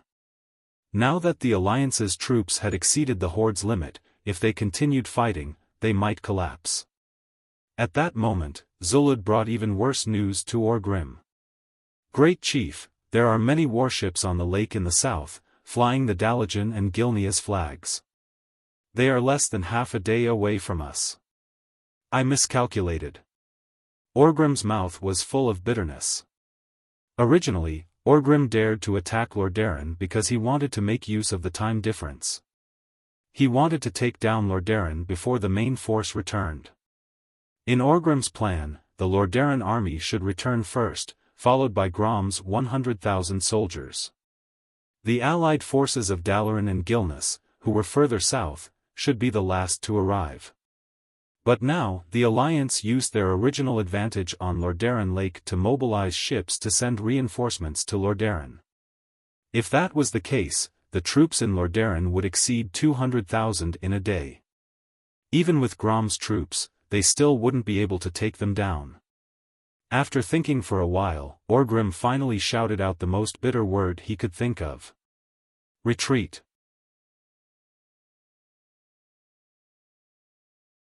Chapter 439. Before the arrival of the Allied army from the northeast, the tribe retreated like the ebb tide of the sea. They even avoided the Alliance infantrymen who had circled to the rear of the tribe and were nailed there like a mainstay. At this moment, Dooku only lacked a feather fan and a sage-like robe. Then, he could go and pretend to be a pig. The smile on his face made him look like he was full of confidence. Even though he was mobilizing troops that he already knew, it was as if he was in control of a magic box that could create an endless army of thousands of men and horses. He was always able to mobilize the most suitable troops at the most crucial time. Orgrim's fierce surprise attack turned into a magnificent ambush under Dooku's command. Just now, even the top of Lord Darren's walls could see the Dalajan and Lord Darren speedboats rushing over from the direction of Lord Darren Lake. Arthes was first pleasantly surprised to find that his hometown and his city had been saved. Then he immediately thought of something. If the Dalajan and Gilnas troops all come here, then what if the tribes of the Silverpine Forest attack south? That's right. Then what? It was not just Arthes. Several Alliance generals wanted to know the answer to this question. In fact, Duque really wanted to teach Arthes, the one riding the white horse is not necessarily a prince, it can also be Xuanzang. The one who is a paladin can also become a demon king. But in order not to reveal the secrets of the heavens, Duque pointed to the Alliance's speedboats on the calm lake in the south and teased Arthes. Your Highness, ships flying the Alliance flag are not all Alliance warships. Even if it was a warship, it did not mean that it only carried soldiers. The tribes will only see the Alliance's reinforcements coming, but they will never know that only ships, food and sailors are coming. Be it Arthes or the other generals of the Alliance, all of them were visibly moved. Duque pointed to the huge formation of troops in the northeast. 100,000 troops are not equal to 100,000 elites. The true elites were only the few square formations at the front. The ones behind are just farmers who have been trained for less than 3 weeks. That's right, Duque hadn't conjured the magic lamp of the army. He'd only placed the Griffin Legion in front of him for show. Behind them were the farmers provided by the local nobles of the Rotterdam Kingdom. However, after a period of training, they were at least more or less presentable when marching. When it came to real swords and spears, these guys who had never experienced blood and fire, no matter how bright their armor was, were still cowardly farmers deep down. The young Arthes was astonished. Is that even possible? Why not? Duque combed his sweaty hair. Didn't I mobilize so many troops to save Lord Darren? As long as we can defend today, when your father's army arrives, it will be the time for our alliance to encircle and annihilate the 2 orc armies that have penetrated deep into the Alliance's hinterland. Arthes' eyes lit up. Duque's well-placed commands, his realistic disguises, and the military arrangements that had fooled even his own people. Duque's method of using his troops was an eye-opener for Arthes. It showed him what it meant to be a commander. The scenes that Arthes had experienced today were like images that had been imprinted on his soul. They had opened doors to a wider world for him, and he felt that he had benefited greatly.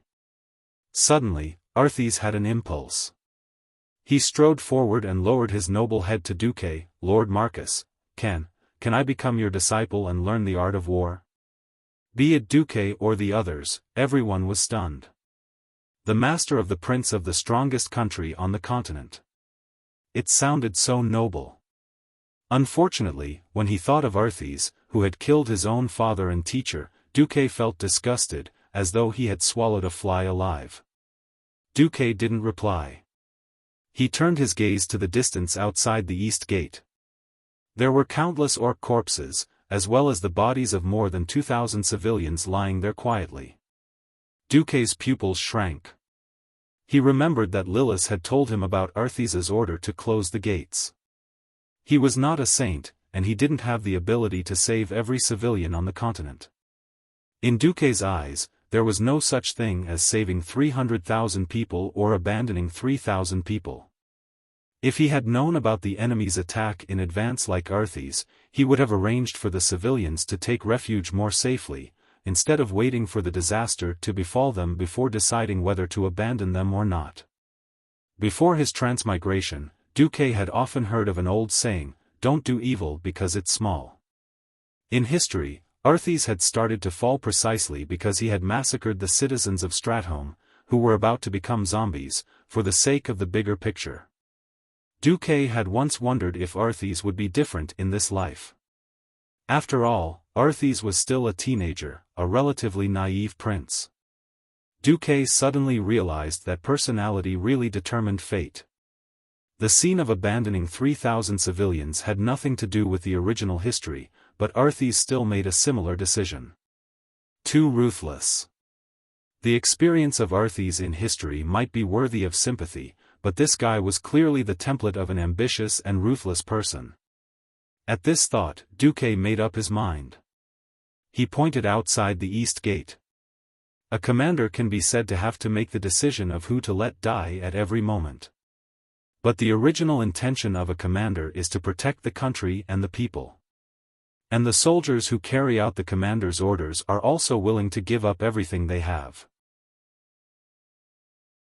I think your Highness should first learn the principles of life and the way of the Holy Light from the Archbishop of Holy Light before learning the way of a commander. After saying that, Duque left without looking back, leaving the generals of Rotterdam and Arthes, who looked as if he had been struck by lightning, in a daze. Of course, there was no need for Duque to clean up the battlefield and count the losses. Duque divided the army into two parts. One part was the 20,000 Stormwind infantrymen from Hillsbrad. After the battle, there were less than 15,000 of them left. Duke allowed all of them to enter Lordaeron city. The other group came from the northern sentry towers, with the Griffin Legion as the core. Together with the remaining 6,000 cavalry, they set up camp in the north of Lordaeron city, forming a triangle with Lordaeron city. The main purpose was to prevent Orgrim's main force from joining forces with Grom Hellroar's 100,000 orcs. On this day, Orgrim waited for the arrival of the ogres, while the alliance quickly organized the city's defenses and waited for the main force of Rotterdam to return. Finally, on the afternoon of the second day, the alliance waited for Mograine, who had led his army back.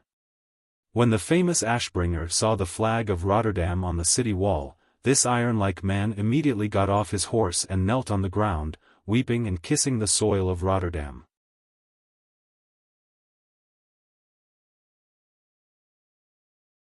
Chapter 440. Whose tears were flying? Whose applause was ringing out? For the citizens of Lordaeron who claimed to be the best in the world, yesterday was definitely the most uneasy day. They used to think that war was so far away. The nobles sang and danced as usual. There were still hundreds of banquets and dances every month. Those great nobles would hold 1,000-person masquerade balls and provide hundreds of desserts at banquets.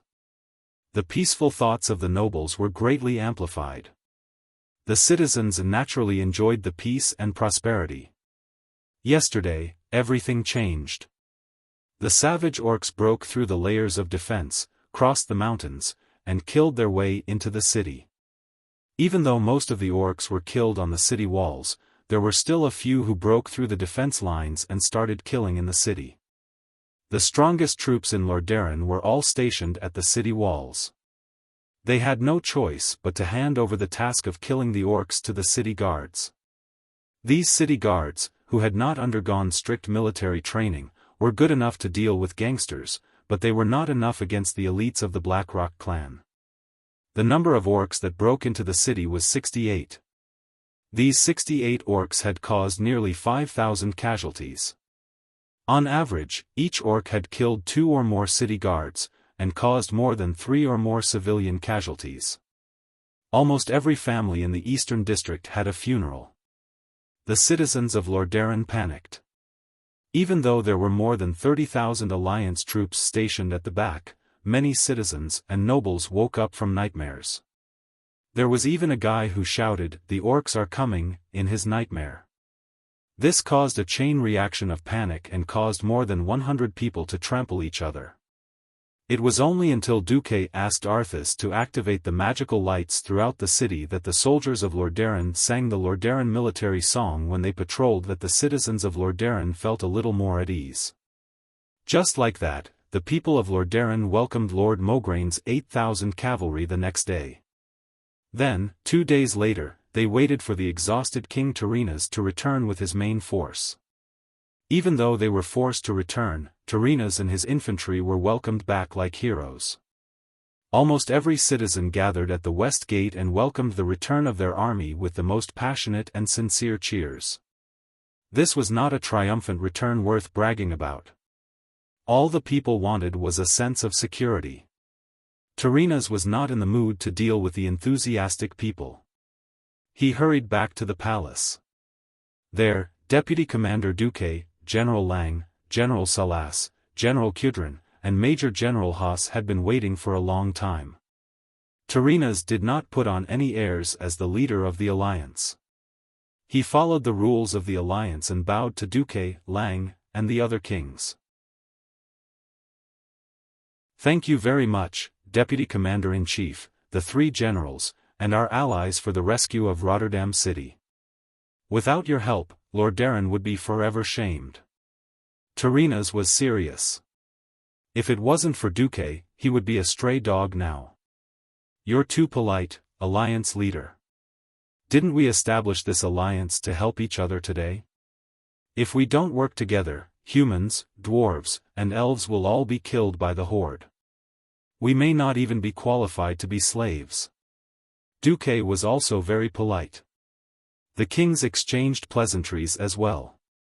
After the necessary formalities, Turinas did not hesitate. "All right, let me get straight to the point. Although I also think that 300,000 soldiers are needed to ensure that Rotterdam City will not be attacked by the horde, the truth is that Rotterdam City does not have enough food to sustain 300,000 soldiers and 400,000 civilians for a long period of time. In the past, Rotterdam has always been providing food, weapons, and soldiers to the various countries. Now, it's Rotterdam's turn to need the support of the various countries." He spread out his palms, asking for money, rations, soldiers, everything. The leaders of the various countries felt bitter. The Wildhammer dwarves almost never farmed. They lived a half-farming, half-herding life. Usually, they let their griffins fly around the mountains to catch food for themselves.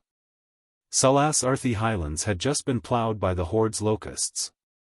If it wasn't for the fact that he didn't need cavalry to defend Torrentburg, he wouldn't have even sent out his soldiers. Alterac's home had just been raided less than a week ago, and there wasn't even a single blade of grass left.